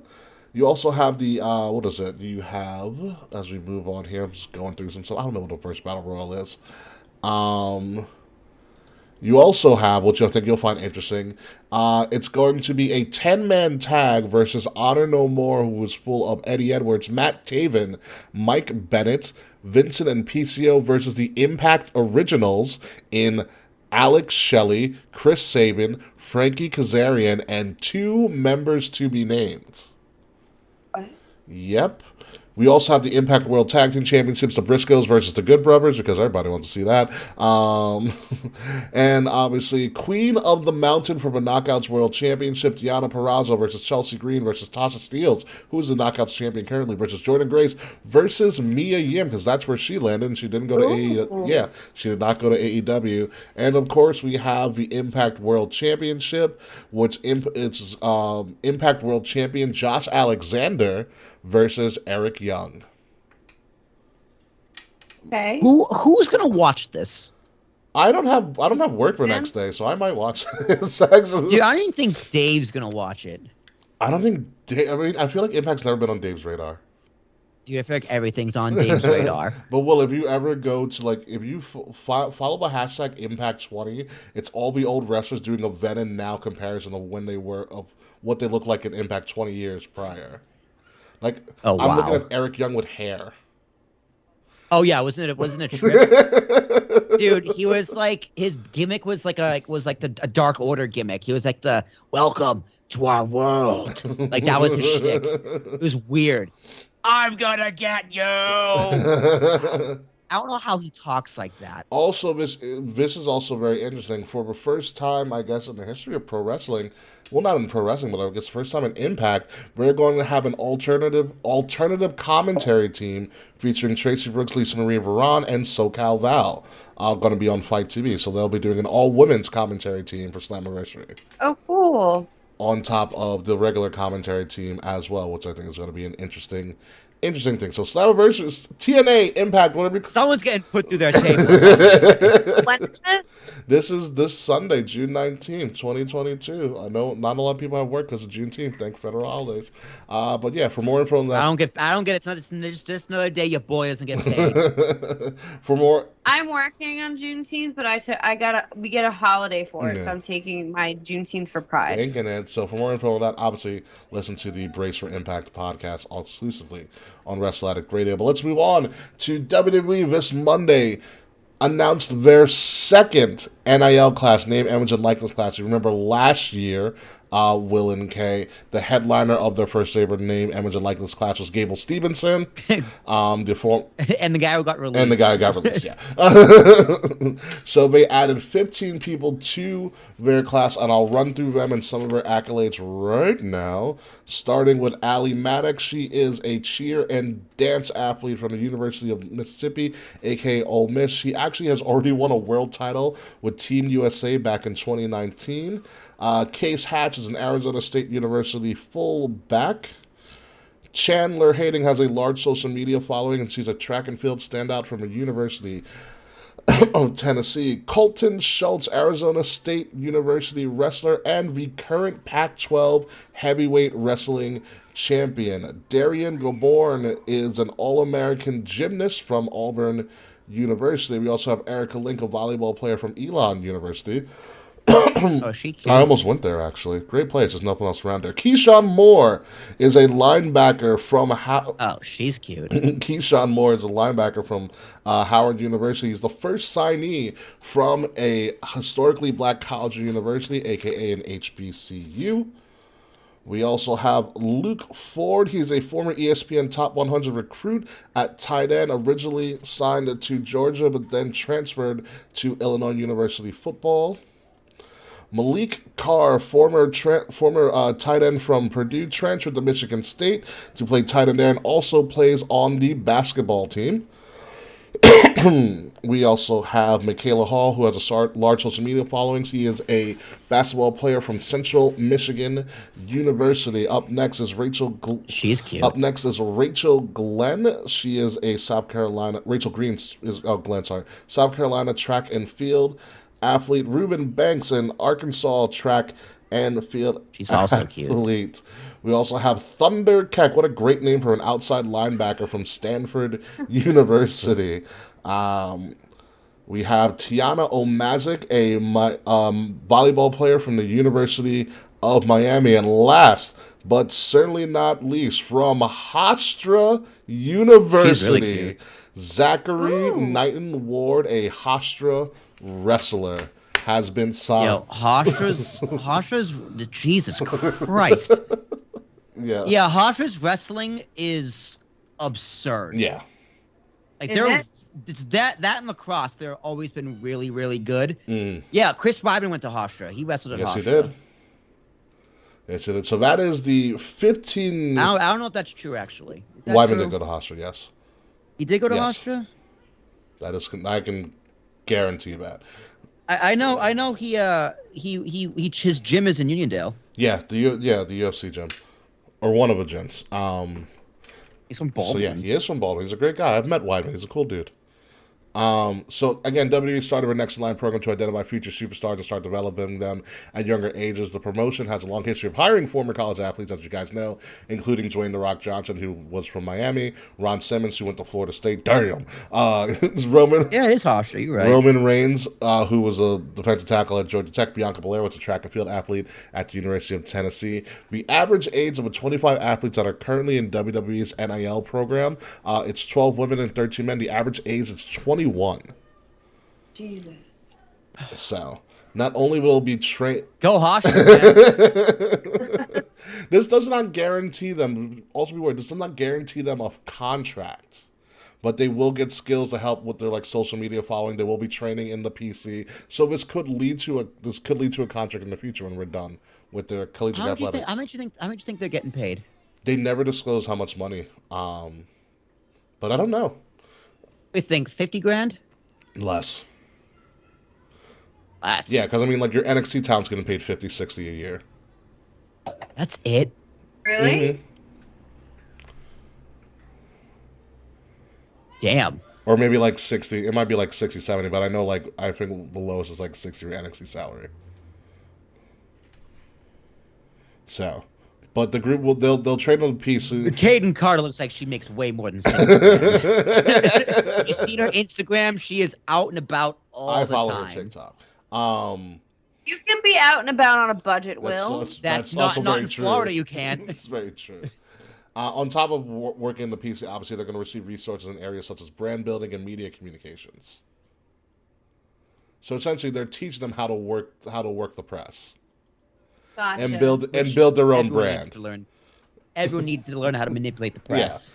And to build their own brand, which some of them know how to do because a lot was like they said, Chandler Hayden, and as well as I think Michaela Hall has they have big social media followings as well. So some of them already know how to do that, but there are, from what I can see, just based on visuals alone, there's a couple probably future superstars in there. I would, and this is not because Will and I both went to Hasha, I would bank on that Zachary Knighton guy because he just has a look. Like I just saw the photo, I was like, oh yeah, you're getting signed soon. Yeah, no, I'm banking on because he's from Hofstra. I'm from Hofstra. That's the reason. That's my The bias. Pac-12 heavyweight my champion, fifth- absolutely. In my 5th grade yearbook, I wrote that my dream school was Hofstra. Why? Roll Pride, baby. No, dude, Roll don't say Pride. that shit. Like- Fuck that shit. I know. It makes me so mad. I feel hate like that they that was just such took like a Roll growing Tide. up Nassau County aspiration. I wanted to go to Hofstra and live in Levittown. You have Wow, very, that is just the Long Island Dream right there. very low. And by Long Island Dream, it's like equivalent to the Long Island Sound. And then 6th grade is when I wanted to move. Realized I wanted to move to the city. That's fine. That makes at least that makes sense. Yeah, so this is an interesting play. I want to see how many of these people like really, really make it because I mean, a lot of them are probably like sophomores, juniors. Like I said, the average age is 21. So let's see who gets signed. Like you won't see these people for a while, but the fact that they're getting WWE as their partner at this point is a great sign. I wish I was them. That'd be Yeah, cool. yeah. What do you do? Oh yeah, I go to college and I, sponsored by WWE. And I fuck me. And I Or if you're the girl, so the guys get dick. So it's interesting to see what becomes of it. This is obviously WWE's new strategy instead of raiding the Indies because there's nobody to raid in the Indies anymore. That's why. Dude, this is better. This is better than the Indies. Yeah, because you get them young, you teach them teach them the business from an earlier on age. You know what the Republicans have to say? Get them while they're young. Yeah, Yeah. this is exactly. It's true, right? Like if someone from the Indies, you got to break those bad habits. Yeah, which is huge. Which is huge because WWE wrestling is unlike anything else. correct. It's better. It's so much better. Mhm. Like I love AEW's wrestling because it's different, but WWE's is better. It's cleaner. It makes more sense. Yeah, and so if you can get them at a young age and get them to learn and work in the right way, who knows? It could have a future. Yeah. So we'll see what happens. But that is the new NIL class. We'll see what happens from there.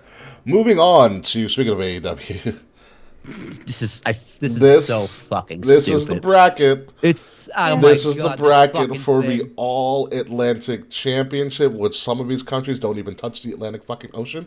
That's right. All right, let's look these Yeah. countries.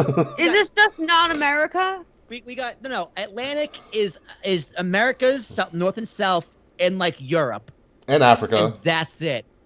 Parts of Africa. No, like all of Africa. No, because the Indian side's on Indian Ocean's on the other Well, side. yes, okay, and the And the Pacific. and the Pacific. Yeah. So you're only talking like you're talking the East Coast of the Americas. Western Europe, and Western Africa. Yes. And so we have Australia, Canada. Well, Canada counts. Australia, Bulgaria, Japan for 2 slots, and what's the top? Mexico. That And counts. Malachi What's- Black's from what? Was it Denmark? Holland. Holland. We're just landlocked, right? Like what the fuck, guys? Yeah, the winners are going to a 4-way match at Forbidden Door for the All Atlantic Championship. I mean, I will say this: they have developed a formula for their belts. Like they finally figured it out. The only outliers are the TNT and the TBS title. So here's a closer look at what the belt looks like. Correction. Netherlands is not landlocked. It's next to the North Sea. But it's not. It's still not the Atlantic Ocean. It's not the Atlantic. It's not the Atlantic Okay. Ocean. It's not the Atlantic Ocean, and so that I like this belt. If you look at the belt on the screen, It's pretty. it's a pretty belt. Pretty belt. It's just Here's the thing. flags There's- don't work. There's nothing wrong with the bracket. The problem with the bracket is how you put the flags. If you didn't put the flags, there is no qualm. That's the It makes problem with the perfect belt sense. too, because they put the flags, and not all of it. Yeah. Like what the fuck? It's so stupid. Like I like. Make it make sense, Well, Ricky. I can't. I could try, but I can't. Kay, can you make this make sense at all? This title? Yes. No. Okay. If you It's dumb. if you add the AEW titles with the Ring of Honor titles, that is a total of about 15 titles in rotation. We don't Dude, need another one. They have more titles than TV hours. Yeah. Or Yeah. TV hours. Yes. If you include a Dark and Rampage Still Dark, not whatever enough. the other one Still is. not enough. Yeah. Yeah. So yeah, you got an hour of Dark, hour of Elevation, hour of Rampage, 2 hours of Dynamite. That's 5. That's 5 hours of wrestling a week. And you have Then 3 one times as many pay-per-view title order. belts. Yeah, because ROH doesn't have their own show, and who knows whenever how that's going to happen. And so you have, this is just like I get it. This is good. I love the design. I love the design. I love how what AEW is doing with their titles, because they figured out that the TNT and TBS ones weren't it. Dude, they just gotta throw a TNT title in a blender and just get rid of it and replace it with this. I would agree with that. I would totally agree with Just that. get rid of it. Yeah. You're not on TNT anymore. That's exactly what happened. I was like, what's happened if they leave TNT and now it becomes irrelevant? Yeah. Do you think they'll unify them at some point in time? They fucking should. I get they want to do Probably. some sort of European title bullshit, but make the Atlantic title your IC or your US or whatever the fuck your mid card title.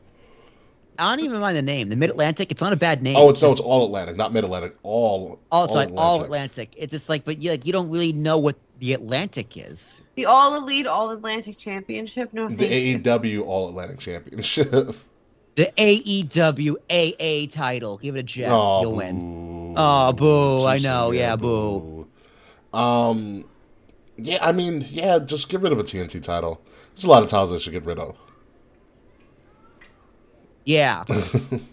like the women, like the WWE Women's Tag Team titles. Yeah, Oh, give wait. ROH their own. Yeah. Remember that tournament that was going to happen? They kind of just quietly said, "Oops." Yeah, that's called a lie. Yeah, yeah, yes, they did. So yeah, we got to do something with this. It's way too many titles. Like I said, I like the title. Get rid of a TNT, unify them, do something. I kind of like the flags and the belt though. Now that I look at it, because they all touch the Atlantic. China does not touch the Atlantic well. Is that China? That's No, Canada. there's the UK, there's China, there's Mexico, there's the US, Let me full screen this. there's the US, Oh, there's that is- Canada, and there's Japan. Oh my god. Okay, first of all, why is communist China on here? Japan's cool. I like Japan, but that's in the Pacific Ocean. I think Tony Khan needs to lead up on World War II. It wasn't the battle in the Atlantic. It was island hopping in the Pacific. Seriously. And China's just like, hey, China, please give us money. We'll cuck out you like the NBA does. It's fine. Yeah, like 2 of these flags aren't in the Atlantic Ocean.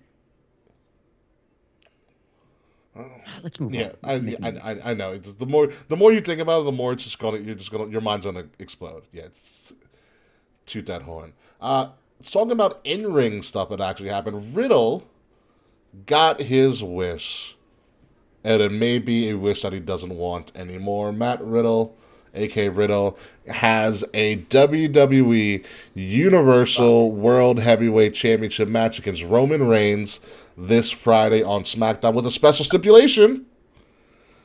I heard about this. That states that if Riddle loses, they're giving him the Cody step. If Riddle loses, he cannot get another rematch for the title for as long as Roman is champion. Which is interesting. So my question is, how badly is Riddle going to lose? 6 minutes, if that. I'll give you that. What I did love the segment between Paul and The Miz before Riddle came out. I was like, I still have to watch it. It was like it's 2 guys who it's so much fun. It's exactly what you would expect, like Paul Heyman and The Miz to do a segment together to be. I love all of those. Dude, I did like last week. With this segment with Mrs. Balls. Maurice sold it for me, dude. Maurice is amazing. My husband has average sized balls. And she just kept on getting bigger. It's really she funny. was like an introductory person to like an improv thing. I was like, wow, you got it, Maurice. Good job. Oh man, it was good, but I'm surprised Riddle's getting this push, but I mean anything to get Roman back on TV at this point. Dude, anything to try and keep that Randy momentum going, because we said it last week. It's gone. It's fizzling. It's all about Cody, baby, but now he's gone too. It's all about Seth, baby. Seth's the newest toy, dude. Seth is the latest internet darling. Seth has been an internet darling. Yeah, but now he's like head darling. Did you see what Roman tweeted after this? No. So Roman tweeted, he goes, now I have to get off my private island, get on my private yacht, to get on my private jet to come to SmackDown and whip this guy's ass. And he's like, he's like tribal chief problems. Yeah, dude, he's been enjoying spring break. Stop. I love it. I mean, Roman's gonna be back on TV. He won't show up at Money in the Bank, by the way. But it's gonna be interesting. Oh yeah. I don't think he's showing up at Money in the Bank. Money in the Bank is going to be solely about Money in the Bank. Dude, it's crazy how Money in the Bank is just now. It's just a regular old pay-per-view Thank again. God they didn't do that stadium. No kidding. So we'll hit that Gunther soundbite because we have a new Intercontinental Champion. Yeah, Gunther. who saw this coming? Everybody. Thank God, dude. Ricochet sucks. Gunther smacked the shit out of Ricochet, quite literally. All right, I'm watching SmackDown. And he is a new Intercontinental Champion. I'm looking at this picture of Gunther, a.k.a. Walter. The motherfucker's ripped. Lean and mean. Look at that V, Yeah, dude. seriously. Yeah, going down to his pilot's. Was it the landing strip? The landing strip, yeah. His pilot's. I want to say his pilot's license. That could work as well, I guess. His joystick. Joystick, there we go. Walter hot? Kay, are you having a moment? Can we move to the next No, slide? you need to. No, Kay. Count the abs. Kay. Count them. Count 8. I got 6. Oh my god. Kay, we need you to talk us through this moment you're having right now. Look at that pec, Kay. It's not torn. I never thought I would find him hot. Yeah, especially when you first met him. Remember when you met Walter? I do. He was very fat back tall. then. Oh, it was Fat Walter. We're birthday twins, fun fact. There you go. So you gotta like him a little bit. Yeah. One and the same. I'm interested to see what they're gonna do. So, because if Roman's not gonna be around, because I think he's probably still injured, how big Walter's going to be on SmackDown now. I don't think Roman's injured. I think he's just taking a vacation. Which is fine. But I like where this is going because they don't have to, put it this way, it could be like a mid-level pay-per-view or whatever, but Walter winning that IC title means we're that much closer to Walter versus Roman. I like what Fretz is saying in the chat. Riddle loses, wins Money in the Bank. Dude, he wins Money in the Bank and he can't cash it in while Roman's champion, and that's the gimmick. I have a better idea. What's your I idea? will talk about when we get to Money in the Bank. And speaking of which, we're at Money in the Bank. We're at our Money in the Bank qualifying part because obviously, as they've said, it's briefcase season. And the only qualifier right now, after a stellar match with AJ Styles, go fucking figure, was Seth Rollins. So Seth Rollins is the only qualifier right now for Money in the Bank. I don't know who fills out this Money in the Bank bracket. Probably Riddle. Of all people, and probably a couple of other people that I can't name at this point. But I have... Is Seth the only one confirmed for Money in the Seth is Bank the only thus one far? confirmed for the men right now. But I do have a theory, and I want to put this on record. I've been thinking about this. And I think I've got my finish to WrestleMania. Let's Okay. hear it. It is... Heist this century again. Yes, actually. Really? Here's what's going to happen, because WWE loves their nostalgia. Seth, it's contingent on a couple of things. It's contingent on Seth winning Money in the Bank. Then Roman and The Rock face off at the Royal Rumble, because The Rock's not showing up to Mania. Roman beats Rock at Rumble. Cody returns at Rumble, wins the Royal Rumble. Cody challenges... Seth cashes in. Huh? Yeah, Seth cashes in. Cody challenges Roman, main event of night 2. Obviously, knockdown slam on match, same shit happens. Seth comes to cash in, becomes a triple threat. Here's the finish that I thought in my head. Seth goes to stomp Cody, and as soon as his foot is on like the back of Cody's neck, Roman comes and spears Seth. Seth rolls out the ring as Roman's all hyped. Cody comes behind, hits a crossroads. Cody wins the belt. Interesting. I like it. I can't see Rock Roman at Rumble, though. I can. Me neither. Rumble's not even announced. WrestleMania's going to sell itself. Rumble essentially sells itself. But you need to give somebody big for Roman at Rumble, and there's no one big right now. I feel like they need The Rock more at Rumble than they need him at WrestleMania. There's more mainstream press at Mania, though, which is exactly what The Rock always wants. There'll be mainstream press wherever The Rock goes. Dude, there's more money at The Rock But at Mania also, than Rumble. figure 2023, the XFL, which is now The Rock's thing, is opening up probably around April. He might be too busy doing XFL press, which his schedule's probably a little bit, probably going to be wider open in January than it will be in April. That's a good point. Mm-hmm. So, Yeah, maybe. I'm about it. That'd be cool. yeah, that's what I see. That's how I would book it. Do it better, WWE. But Seb is the only qualifier for the men's. For the women, we have 3 qualifiers already. We have Lacey Evans because she actually wrestled, surprisingly enough. Lacey Evans.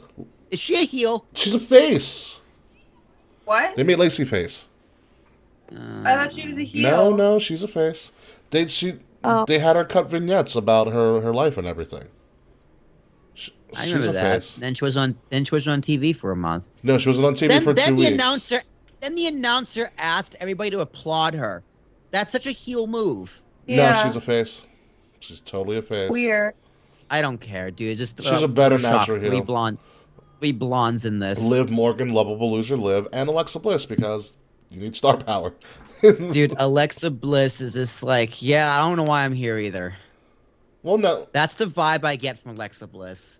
I think she's just chilling. She's in that post-marriage, just bliss. No pun intended. Yeah, dude, she is just in Adam Cole mode, dude. She is just on cruise control. Coal control. She is just on Cold fucking coal control. Love it. At Adam Cole Adam control, Cole dude. control. She's just fucking vibing. I'm honestly dude. at this point in time more intrigued at the women's Money in the Bank because I don't know who you give this to. Oh, you give it to Money in the Becks. Money in the Money in the backs. Or Bex in the bank. So you're telling me everybody's internet greatest and worst nightmare would be Seth and Becky both holding the briefcases at the same time. I want Wait! You're telling me a shrimp fried this rice? Yes, that's exactly what I'm saying. I think it's great. I almost said Beth and Seki. Beth and Seki are 1,000% going to be a dynamic duo holding these briefcases, and it's going to be You great. know what I'm picturing? Like they come out together, Seth's dancing around like a little kid with the briefcase, and Becky's like still like this really just like moody and like emo team with like her head down. And I think when they go to wrestle, the other one will hold their briefcase for them.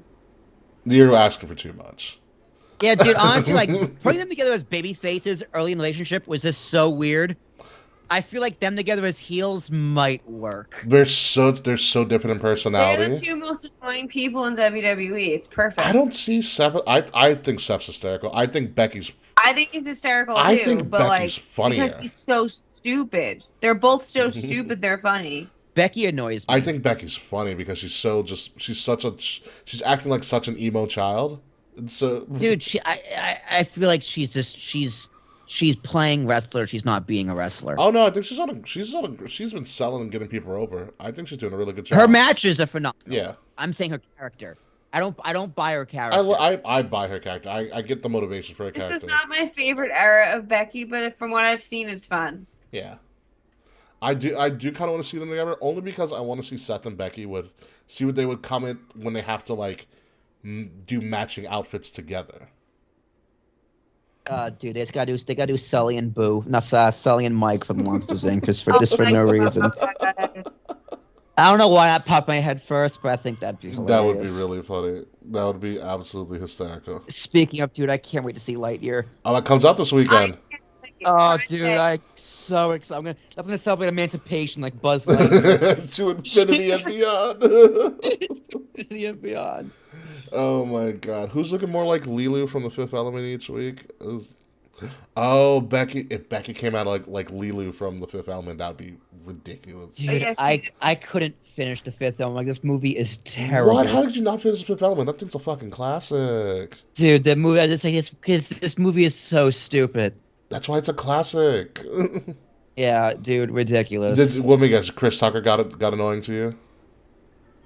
I don't think I made it that far. Just the whole movie. Chris, how far did you get in?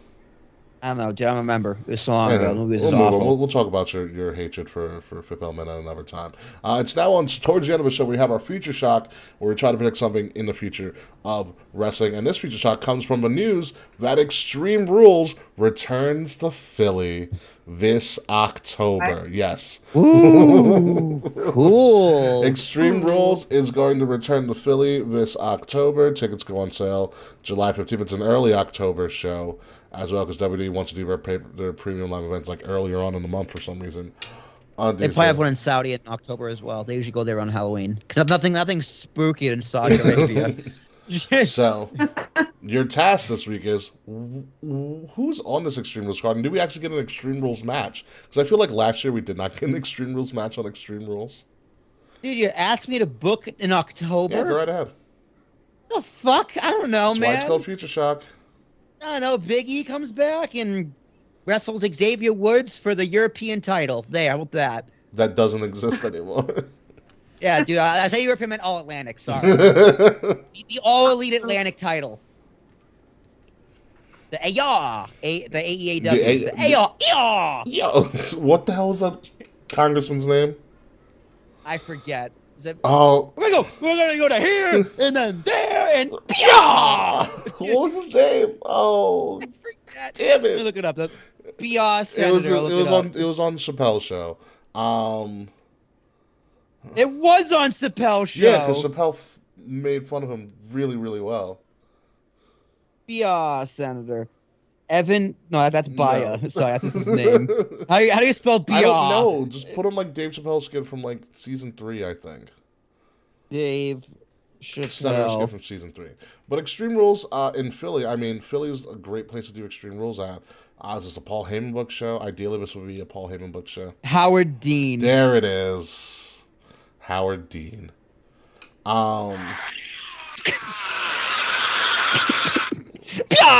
You need to find that audio clip so we can use that from time to time. I gotta find the whole. Yes. Hang on. So, Cabe, you're booking an Extreme Rules match. Fuck you, ads. I'll find it. In October. What? It's October. It's Extreme Rules. Pick something. Don't let Frets It's beat hard. you out here. Sorry. What? Mr. Frets says Future Shock Damien Mizdow returns as Elias, records a song of and the real Elias returns, and we have a new With My Baby Tonight feud. Although Mr. Frets is showing your age there. What the hell just happened, Mr. Frets? It's not. It's Mr. Frets being booking like an old person. I got excited. No. Elias coming back next week. I was like, wait, is it Monday? Elias is back. No. It's not Monday. Was that last night? Or was that It's next Monday. week? It's gonna be Monday when Elias returns. Like who's your champ? I'm like, I think that the big question is: does Roman Reigns show up to an Extreme Rules event? no. Which is what makes it hard. I would love to see Finn Balor versus Edge in Extreme Rules match. That I can see. And AJ does something. Yeah. I love this fucking guy. And I'd see AJ Styles doing something extreme as well. I think this would be the first time we would get, if it even lasts this long, I'd love to see like a Bianca and Rhea in an Extreme Rules match. Yes. Like two women that can actually go and do, or if there's a shakeup or some sort, I would love to see them redo it again, this time on a bigger stage. Raquel and Rhea. Remember the Raquel and Rhea match from and fucking Raquel fucking powerbombed her to the stage. Mm-hmm. Oh my god, that would be knucking absolutely fuds. But anywho, and that's all we have this week. Yeah. That's all we have this week. Kay, congratulations. You made it all the way through a show. Yay. I'm so happy for you. Will is too busy looking up political stuff as he's doing this right now. Post play the music. Yeah. You can play the Howard Dean stuff later. We're gonna get out of here and move on.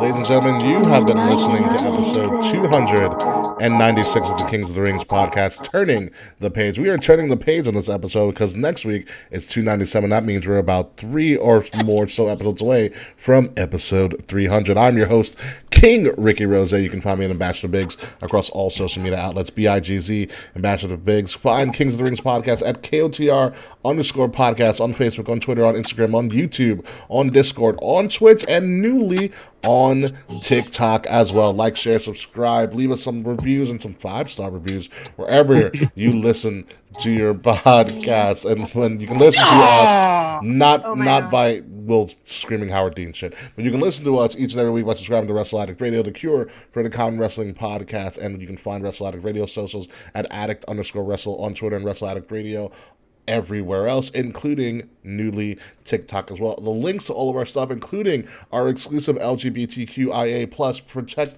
Trans Live merchandise, are in the links in the description below. Will, now you can be out. No, I kind of started my throat. It hurts a little bit. But I'm Will Tara, Keith Thomas, ARASHUK. A lot of fun things from me, but you don't all know where to find them. Did I mention how much I hate TikTok? I don't know if I mentioned that yet. TikTok I think sucks. you mentioned it on the pre-show. We'll talk about it on the post-show, maybe. Did you see what I did to our TikTok stuff, Ricky? Yeah, I'm gonna need your help with all that shit. But yeah, continue. You gotta do it on your phone. K-Maker wasn't there. You were talking about CM Punk. I put like CM Punk's like yeah, K's box. I did see that. I did two MJFs. No, I think I did 2 Cody's. I don't remember. But yeah, it was fun. Yeah. So go laugh at our shit on TikTok at APS Podcast. Yeah, K Murphy. Judy. So Franklin is asleep on my shoulder. Make sure he doesn't poop on you. Yeah, that'd be weird. He's not. He's asleep. Just poop in your sleep. He, knock on wood, has never pooped in his sleep. He is very present when he poops, but I'm not here to talk about that. Please buy our Pride shirts. I worked hard on them. Also, so I was picked at work to be featured in Abercrombie's Pride campaign. Oh, So oh man, we're gonna have so much fun on the post show now. Bet you mentioned Abercrombie. that went up I today. watched that Netflix documentary. I didn't. I don't.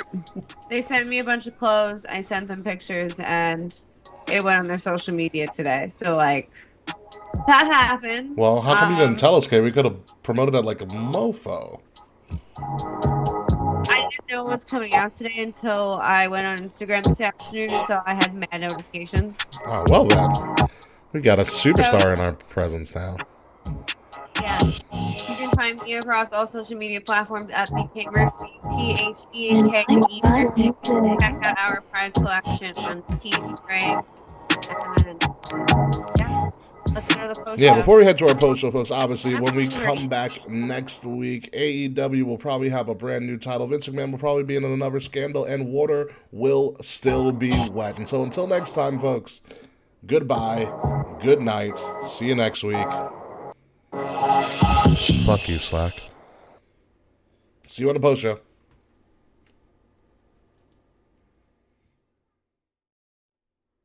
All right, motherfuckers. And welcome to the post show, ladies and gentlemen.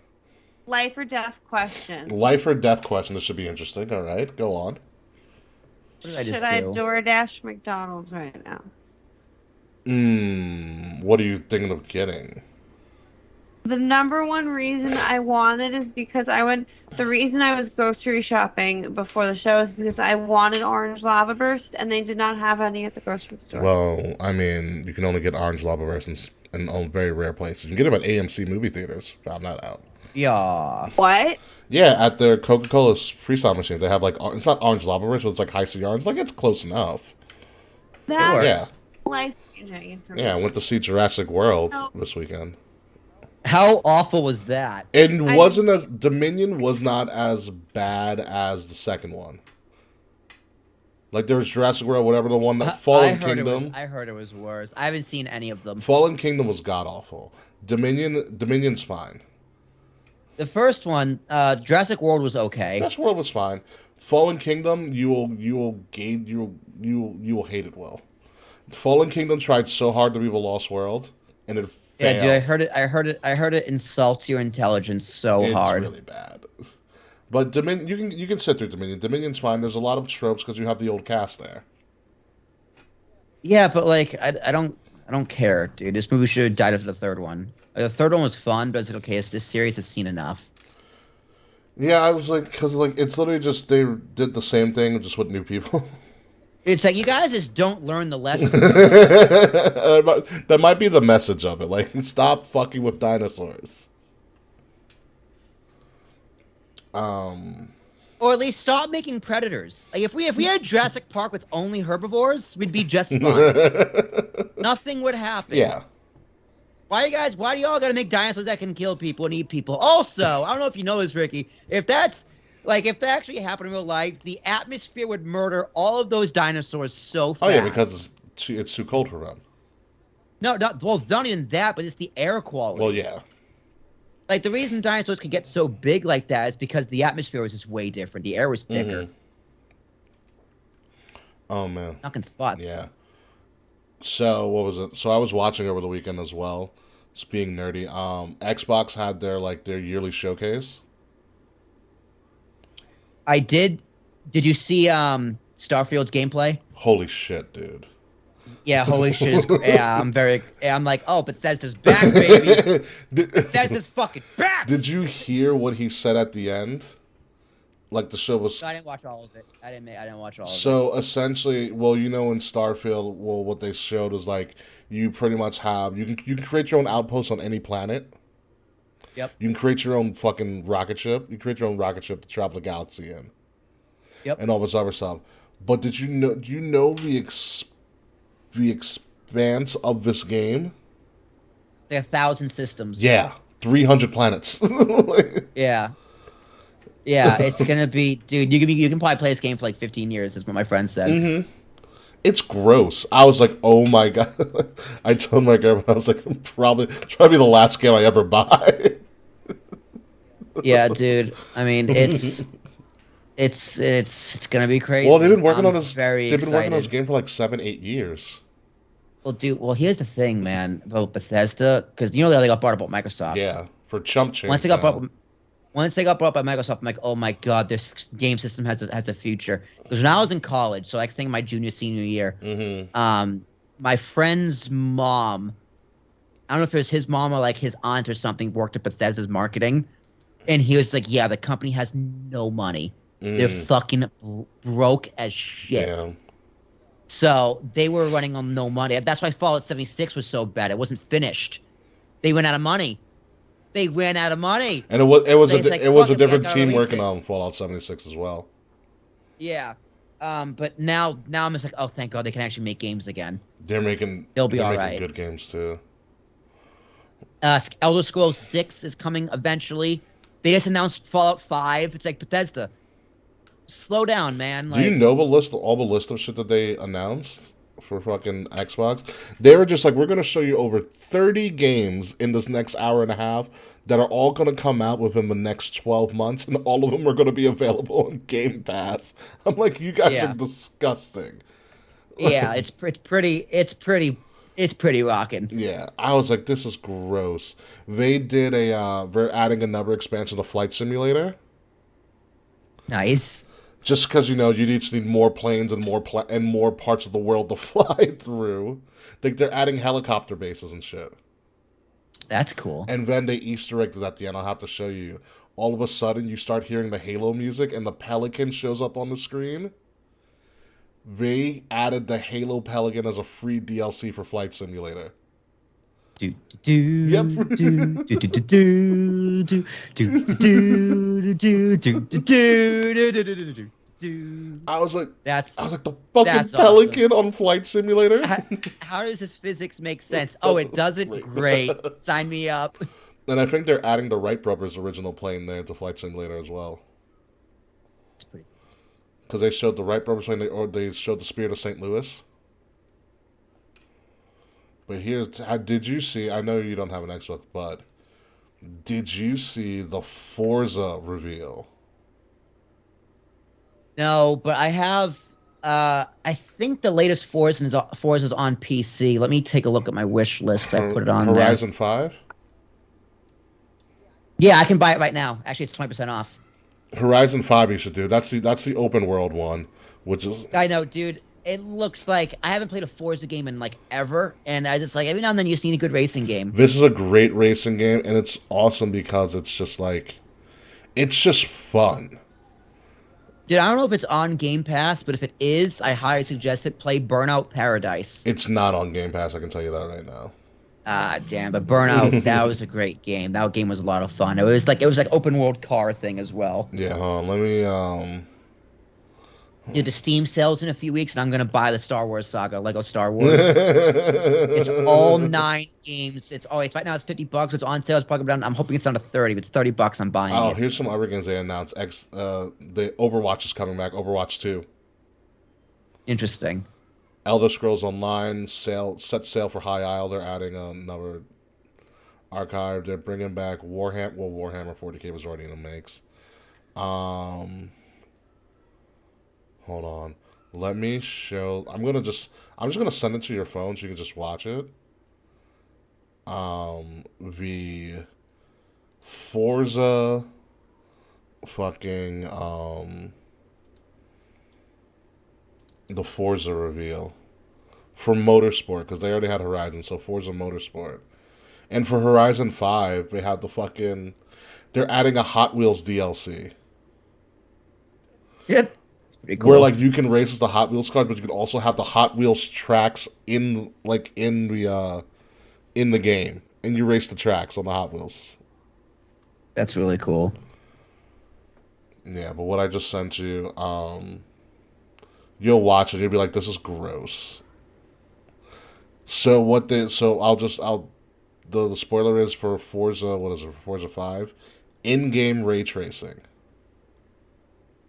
Ooh. Yeah. Okay, did you order? So I'm having a problem Why? because now I'm exploring other options. Okay. Now I'm looking at Italian. Oh my god, dude, it's so pretty. Like, Just keep This game is gorgeous. Keep watching, Will. Go ahead, Kay. internet, what should I eat? So you said so you had McDonald's, Italian. What do you? I looked at the Wendy's menu for a quick second. I'm like, meh. I don't know if I'm like in the mood for anything specific. Like, I've already given up on the lava burst because there's nothing I want to eat at McDonald's. Are you in the mood for something like you can just like kind of like grab and go, like a kind of like bite and like eat and shit like that? You mean like a sandwich? No, like I'm talking like nuggets or dumplings or some shit like that. I don't know what I want. I just want something delicious, which is not helpful. Hey, get some lo mein. I haven't had Chinese food in a really long time. That sounds like the way to go, then. Ricky, I just want to like be inside and play video games for like a week straight. Like, honestly, that's what I really want to do with my life right now. But it's like I can't. I have to work. Just keep watching. Like, wait till you see just the stupid detail of his ray tracing. I'm looking at it.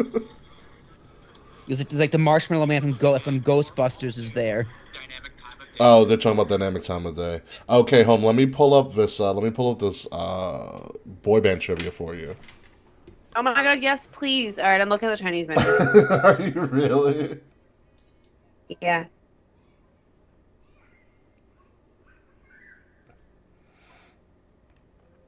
All right. What fireworks? What the fuck? It's a racing game, bro. Oh, let me pull it up. Where is it?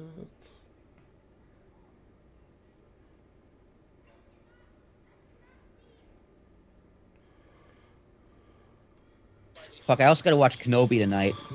Me too. I watched Kenobi I'm watching it later. and Miss Marvel. Oh, I didn't watch Miss Marvel. Miss Marvel's really good. What do I have to see to watch Miss Marvel? Nothing really. Okay, cool. Like she kind of stands alone on her own. It's approved by many people. I enjoy it. You didn't watch Moon Knight yet, did you, Kay?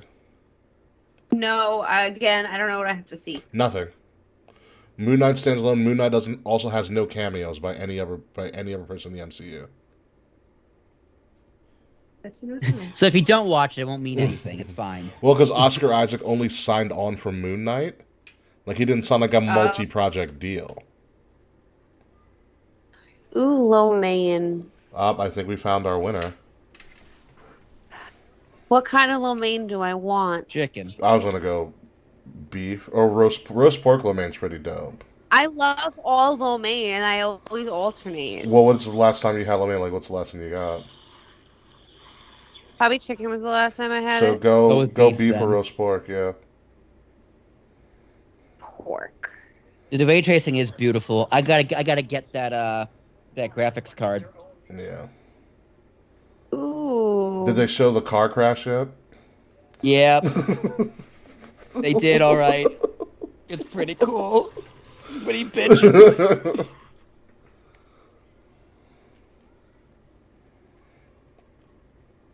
You want to write down your answers, Kay? What? You want to write down your answers? Just want me to just ask you them? Hold on. Let me figure out. Just ask them, dude. If I know the answers from last week, and I'll still be wrong because I don't I was remember. gonna say, I didn't even ask you all the questions. 'Cause I knew I was like, oh, you're not gonna Are we get the just? I'm just figuring out what kind of dumpling I want. Figure out your dumplings, and then let me know when you're ready, okay?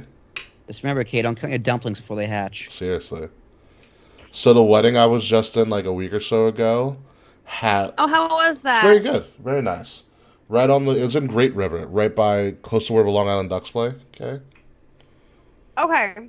And What was the name of the venue? the inn at Great River or something like that. Was it Tamper Point? Timber Point, yes. That's where Kim got married. Oh yeah, in that Reform, right by the golf course, right? It's beautiful. Yes, it's beautiful. The only problem there were people golfing behind. I was like, oh my god, son of like Jesus Christ, guys. But yeah, it was a great place. Their dumpling selection was unbelievable. It was like shrimp, chicken, vegetable, and beef or pork dumplings. And their penne alla vodka was great too. I wasn't know it was a penne. It was tortellini with vodka sauce.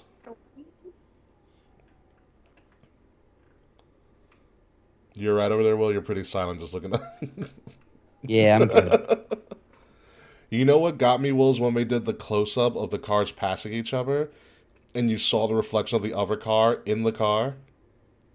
So pretty. Yeah. I say like every year I say Forza is the prettiest looking game I've like one of the prettiest looking games I've ever seen. Consistently. Like it is absolutely gross. And get ready for the last Modern Warfare on PlayStation when Modern Warfare 2 comes out. All right, y'all.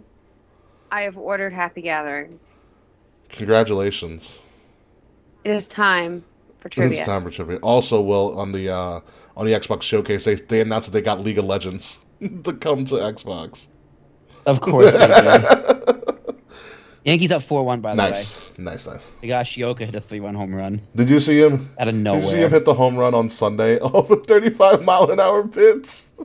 Yeah, I mean, someone has to do it. Dude, what is with the MLB? I've seen multiple pitchers just like Little League throwing into home plate and players striking out. It's like, what? I thought y'all were professionals. Well, Higashioka's earning his stripes, so. I like Trevino, the other kid. Oh, yeah. Well, he had a walk-off, right? Yeah, he's had 2 this season. Nice. Good for him. All right, so it's time for some trivia. Some boy band trivia. Ready, Kay, to write down your answers? Hold on, let me get something to write with.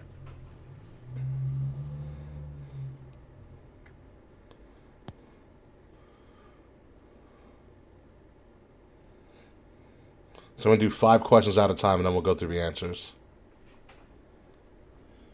Okay. All right, ready? Yes. All right. Question 1. What boy band's group name translates to Bulletproof Boy Scouts? What boy band's group Name translates to Bulletproof Boy Scouts? Yep. It's question 1. Tell me when. Okay. Question. Are you telling me you're ready for? Are you ready for question 2? Yeah. Question 2. What top-selling Philadelphia-based vocal boy group was originally called Unique Attraction?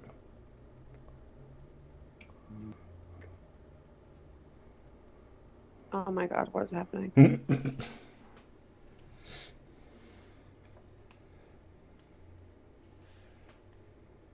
Unique Attraction? Yeah, their original name was Unique Attraction. What was the name of the group?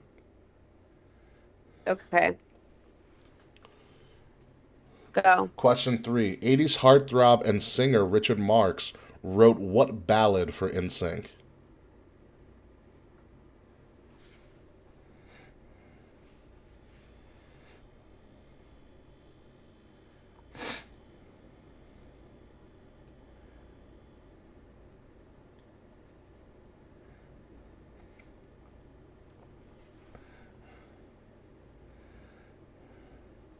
Next. Okay, question 4.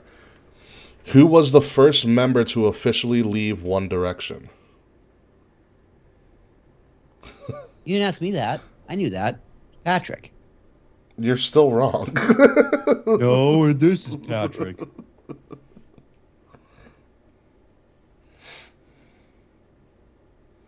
Okay, question 5. What is the title of the Backstreet Boys' greatest hits CD?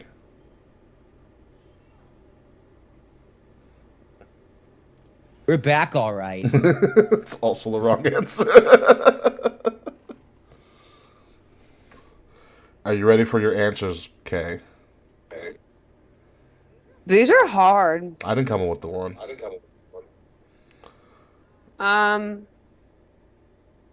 Okay. All right, question one. Bulletproof Boy Scouts. Their name is actually known as BTS. Yeah, no, didn't get that. Number 2, Unique Attraction. They were Boys to Men. I wrote 98 degrees. 98 Degrees is not from Philly. I thought they're from fucking Ohio. Number 3, Richard Marx wrote the ballad for NSYNC that was called "This I Promise You." Yes, I got that one. First member. That I wanted that to be my wedding song as a kid. Of course. First member to officially leave One Direction. Harry? No, Zayn Malik. Oh. And then the Backstreet Boys' greatest hit CD is actually called Chapter 1. Yeah. No, didn't get that. Okay. I got one right. Well, this next one I can guarantee you're going to get right, Kay. Uh-huh. Question 6. What boy band was Nick Lachey the lead singer of? Okay. Do you want me to keep going? Okay, keep going. Question 7. What boy band did Jesse McCartney get his start in? Yes! Whoa. Calm down, kid. It happens every time when I see... Yes! Oh my goodness, yes! Question 8. What year did the Jonas Brothers first form?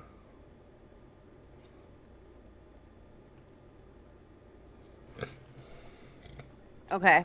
This one's going to be hard because this is a tricky one. Question 9. How many times is the phrase bop sung in the song Bop? What? It's not as many as you think. Yeah. I feel like Slack will know that. Um, Slack just walks to work. Bop. Sheep, bop, dub, dub, bop. Dub, dub, dub, dub, bop. Okay. Question 10. And he loves the grass. Question 10 is a lyric one. So the lyrics is, I never thought that love could feel like this, and you've changed my world with just one kiss. Wow. Are the lyrics to what famous boy band hits?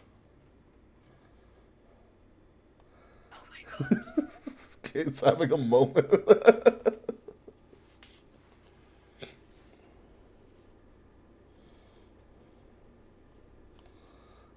Are you ready for your answers, Kay?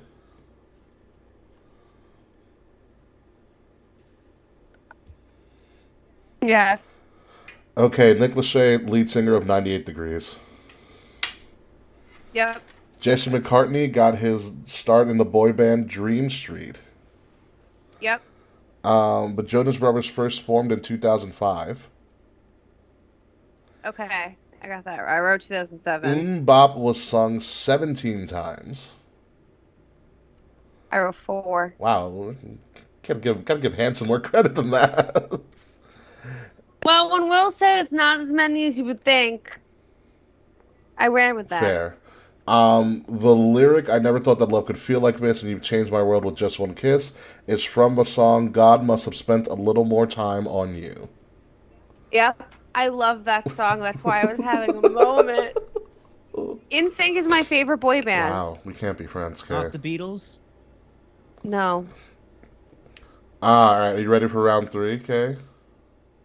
Yeah. One moment, please. What's your total now?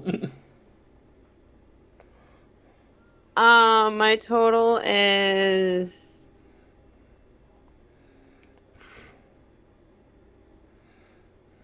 4. It's not bad. You made a comeback. 4 out of 10 is not bad. Alright, here we go. Mm. Alright, alright, so Kay, I'm telling you right now, your ratchet ass should get this. Okay. What was the name of 112's ultra sexy hit from 2001?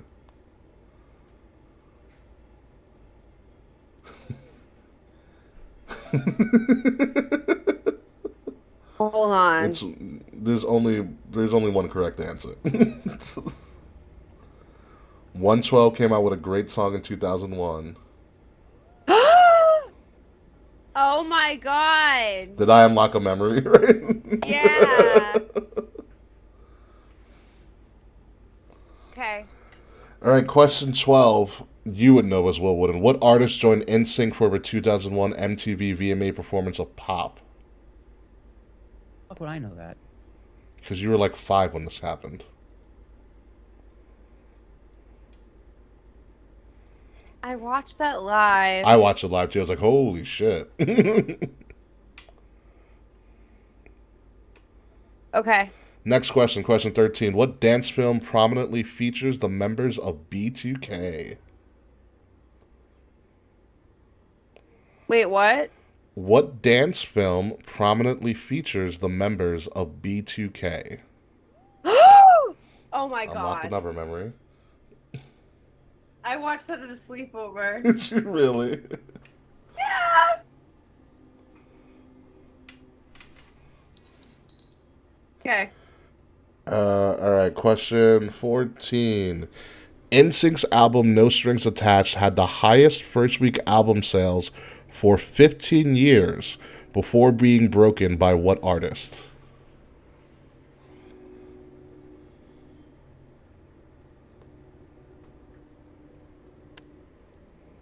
Highest selling album of all time? Highest first week album sales. I feel like it's Taylor Swift.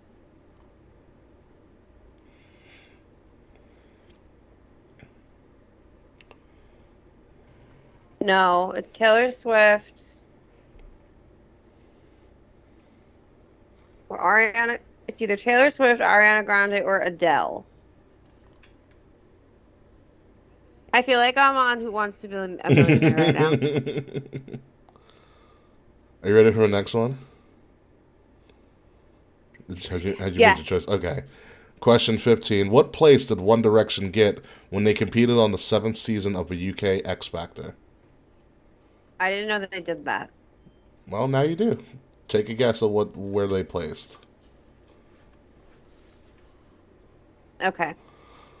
All right, okay, here are your answers. The 112 song from 2001 is Peaches and Cream. Yep. That's good. We can still be friends, Kay. The artist that performed NSYNC's Pop was the king of pop, Michael Jackson. Michael Jackson. Yep. Yes. The movie featuring members of B2K was You Got Served. You got served. Y'all suckers got served. You were close, Kay. The artist who broke NSYNC's highest first week album sales was Adele. That's what I ended up picking. It was Adele. And One Direction finished 3rd in the X Factor. That's what I wrote. Did you get a clean sweep? Yeah. Peaches and Cream, Michael Jackson, You Got Served, Adele, 3. There you go. Here we go. 2 more rounds, Kay. Hold on. Let me take a bite of pretzel. That's you, okay. I'm glad I put my Cheez-Its away.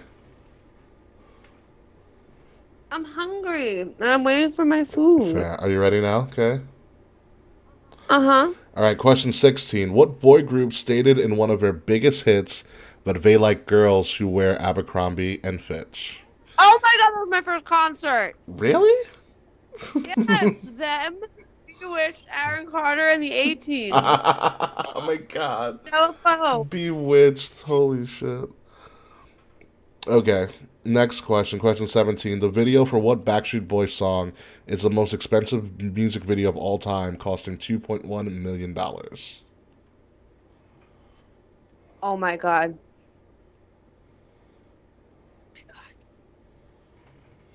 I'm having a mental breakdown. It's okay. What's the name of it?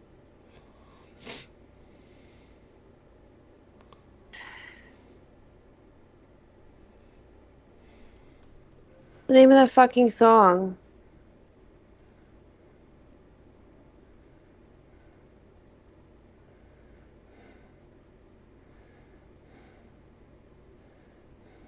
What's that fucking song? I see it. It was futuristic and spacey. Yes, you are correct.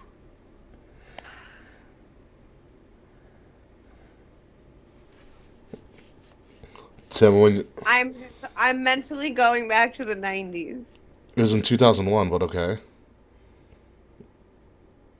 Right after the 90s.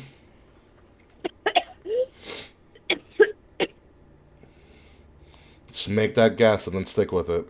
I got it. Okay. Okay. Question 18. In the Disney Channel series named Jonas, what was the name of the three Jonas Brothers characters? What was the last name? Jonas. No, it wasn't that. You're lying. I'm not lying. You're a liar. I never watched that show. Well, don't take Will's answer for. What? That's not Jonas. It's not Jonas, no. It's genuinely not Jonas. Yeah, it's genuinely not Jonas. Oh my god, my order's on the way. Okay, you're almost there, okay?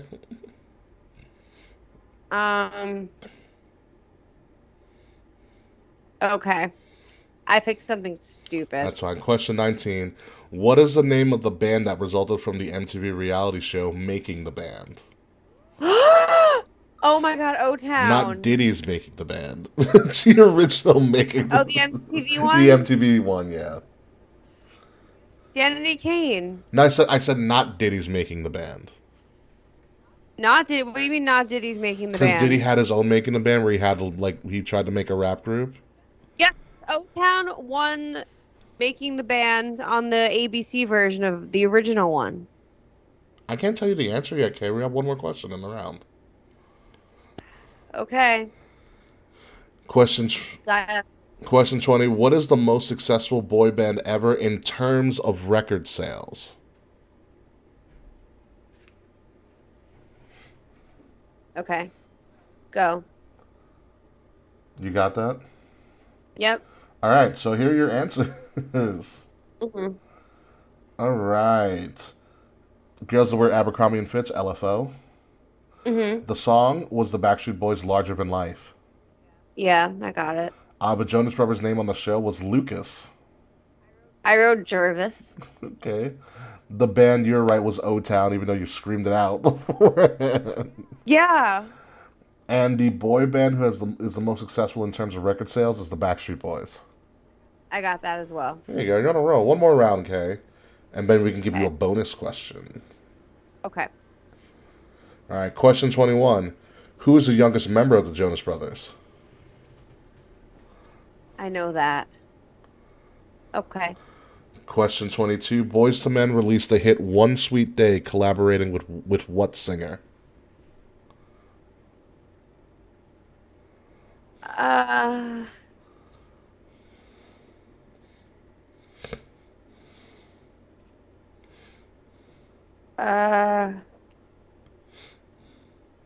I don't know that song. You want me to move on? Yeah. Okay. You bet. All right. This should be interesting. Including their Christmas album, how many studio albums have NSYNC released? Has NSYNC released actually? Including their Christmas album, how many? Okay. Including Christmas? Including their Christmas album, how many studio albums has NSYNC released? And we're not counting any like greatest hits kind of shit, right? Studio albums. So take that for what it is. Okay. Just checking. Okay. Mm-hmm. Go. Question 24. In what year did Big Time Rush make their debut on Nickelodeon? Oh, I know that. Of course you would. Yeah, I'm trying to think. It's probably. guess. I'm gonna guess 2008. And question 25. Will you know this answer? Because I gave you this question. Question 25. What member of the Beatles was the first to go solo? Oh, yeah, The I still know Beatles? this. Mm-hmm. Yeah. They are a boy band. People forget. Yeah. They're the first boy band. Okay. Go. Right. Ready for your. Do you want? All right. You ready for your answers? Yeah. Youngest member of the Jonas Brothers is Nick Jonas. Yep. Boyz II Men collaborated with Mariah Carey. Yeah, I wrote nothing for that one. Including their Christmas album, NSYNC has 4 studio albums. 4. Mm-hmm. The year that Big Time Rush made their debut on Nickelodeon was 2009. Oh, 1 second. Oh, I was close. Hello? Hello? Oh my god, my food. Hold on, my food. I know it.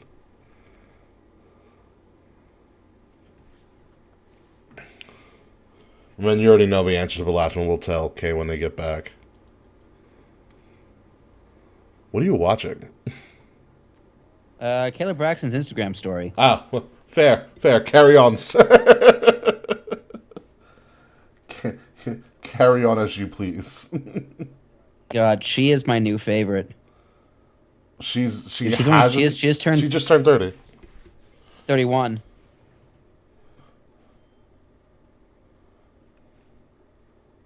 Dude, she's a dime piece. Yeah, she's. Yeah, that new Hogwarts game looks like a lot of fun. They don't even have a release date yet.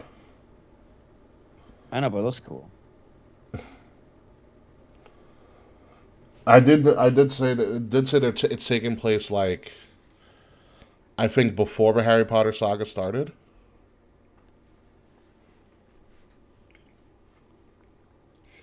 I was reading up on it.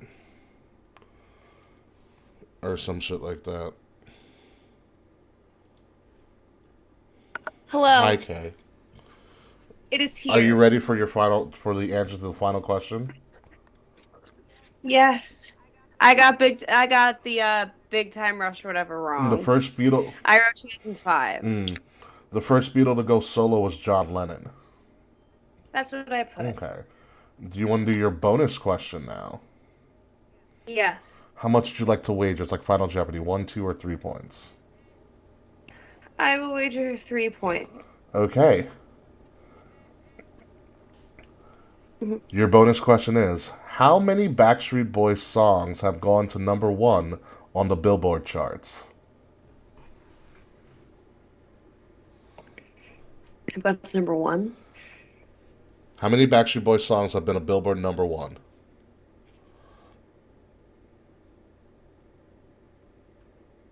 12. 0. What? They've never had a Billboard number 1. Isn't that wild? That's I was shocked. impossible. I was shocked too. Okay, I gladly lose 3 points for that because They've never. It's like a running trope. Like they have these great albums and they can sell everything, but they can't have a number 1 song.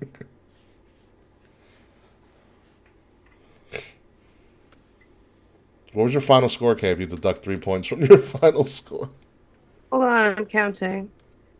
1, 2, 3, 4, 5, 6, 11, 12, 13, 14, 15. 17 is my original score, so my final score is 14. Not bad. No. Better than me. Well, I didn't even ask you all the questions. It was like, Will's not going to get this. Exactly. Smart man. I liked that. Thank you for letting me play. Well, what I can do is every time we finish a trivia, I can, like, the following week, I can just play it here for you guys.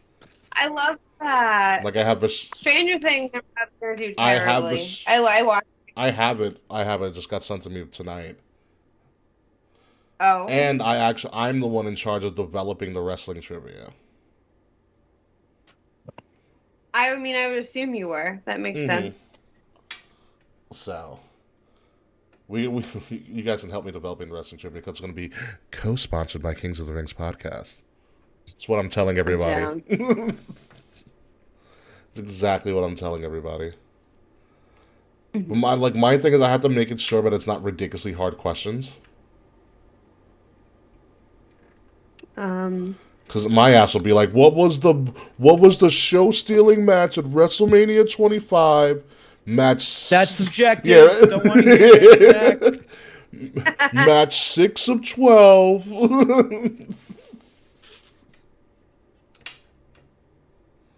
What are the name of Bobby Lashley's sisters? That'd be hard. I don't even know the name of Bobby Lashley's sister. I don't think they had names. The answer is Sami Zayn. Name all of Ric Flair's ex-wives. No.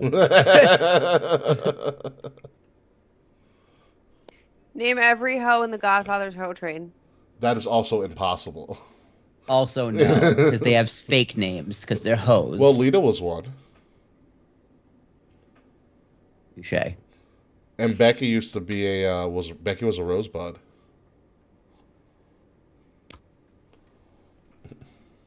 What, Adam Rose? Becky was rosebud. Braun Strowman was a rosebud. Zelina Vega was a rosebud. Ah, that's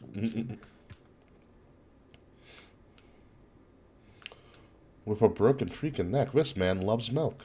Who is this wrestler?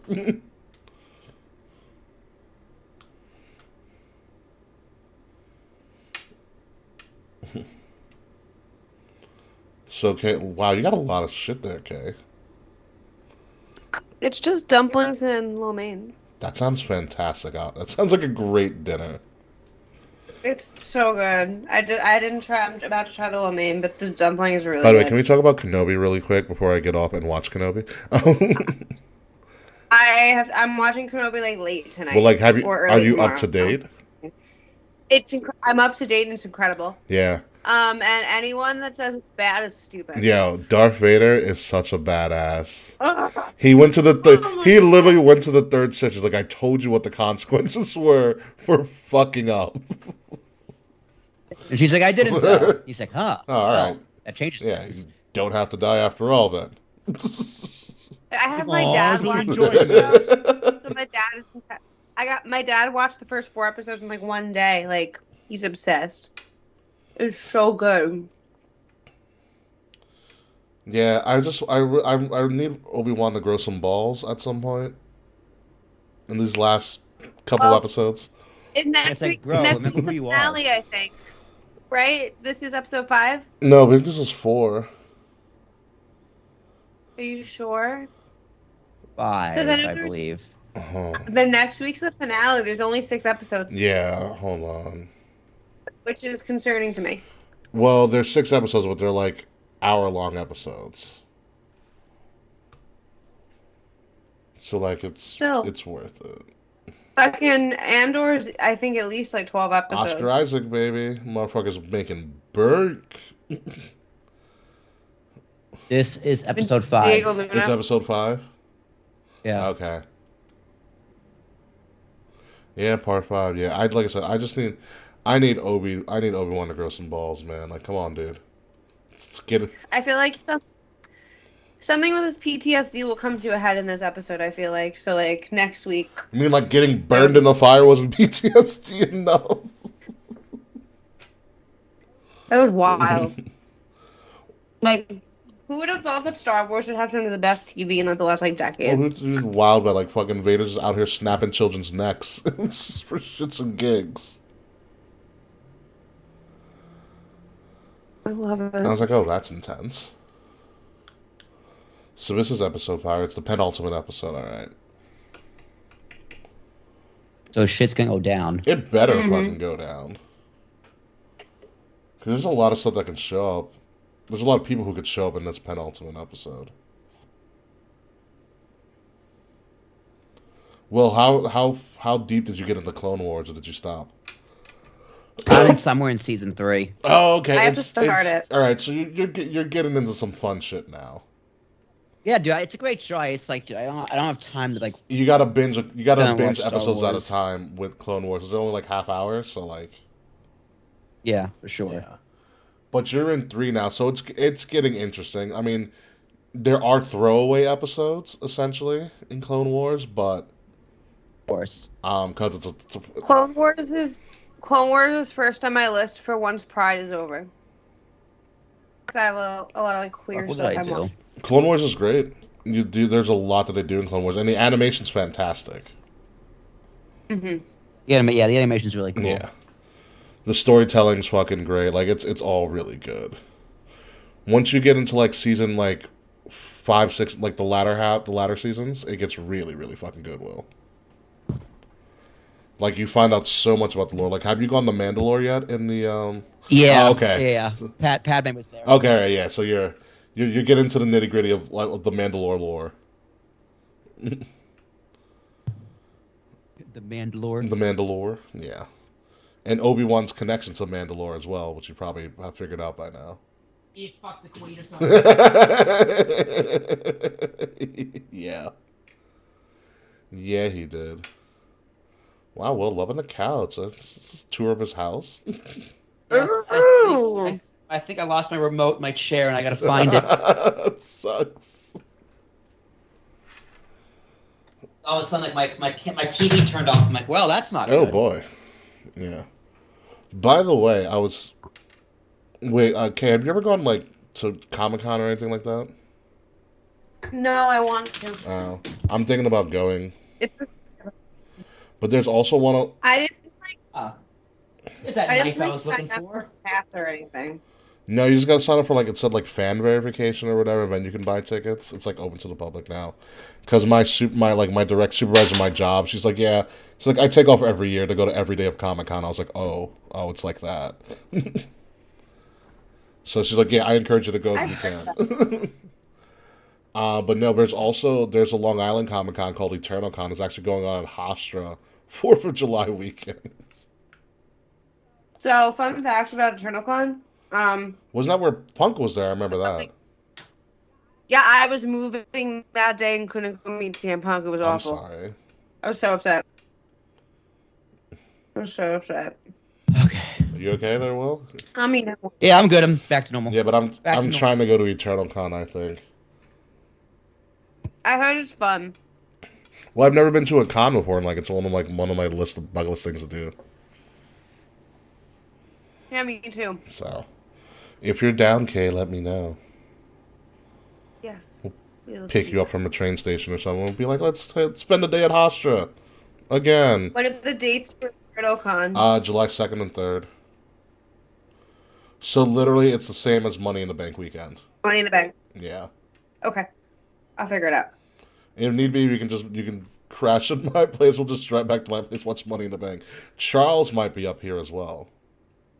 Oh my god, I would love that. So I have to call him because Or I could just bring my work computer with me. that's fine. We'll have a bunch of goodies I love that. and all of that fun stuff. We'll make a weekend out of it, or we'll Yeah. figure it out. And by that time, my Schamberger wall will be done because I ordered the 2 prints from Rob Schamberger.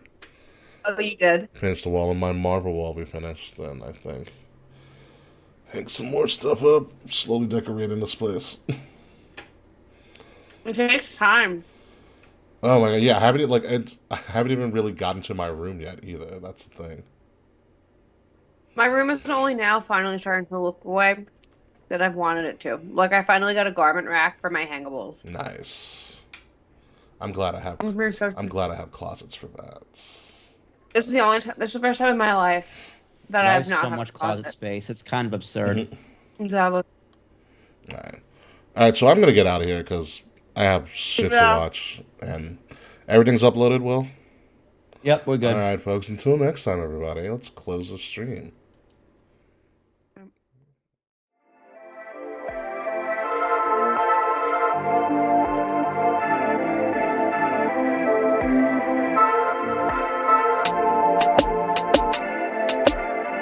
Midnight music.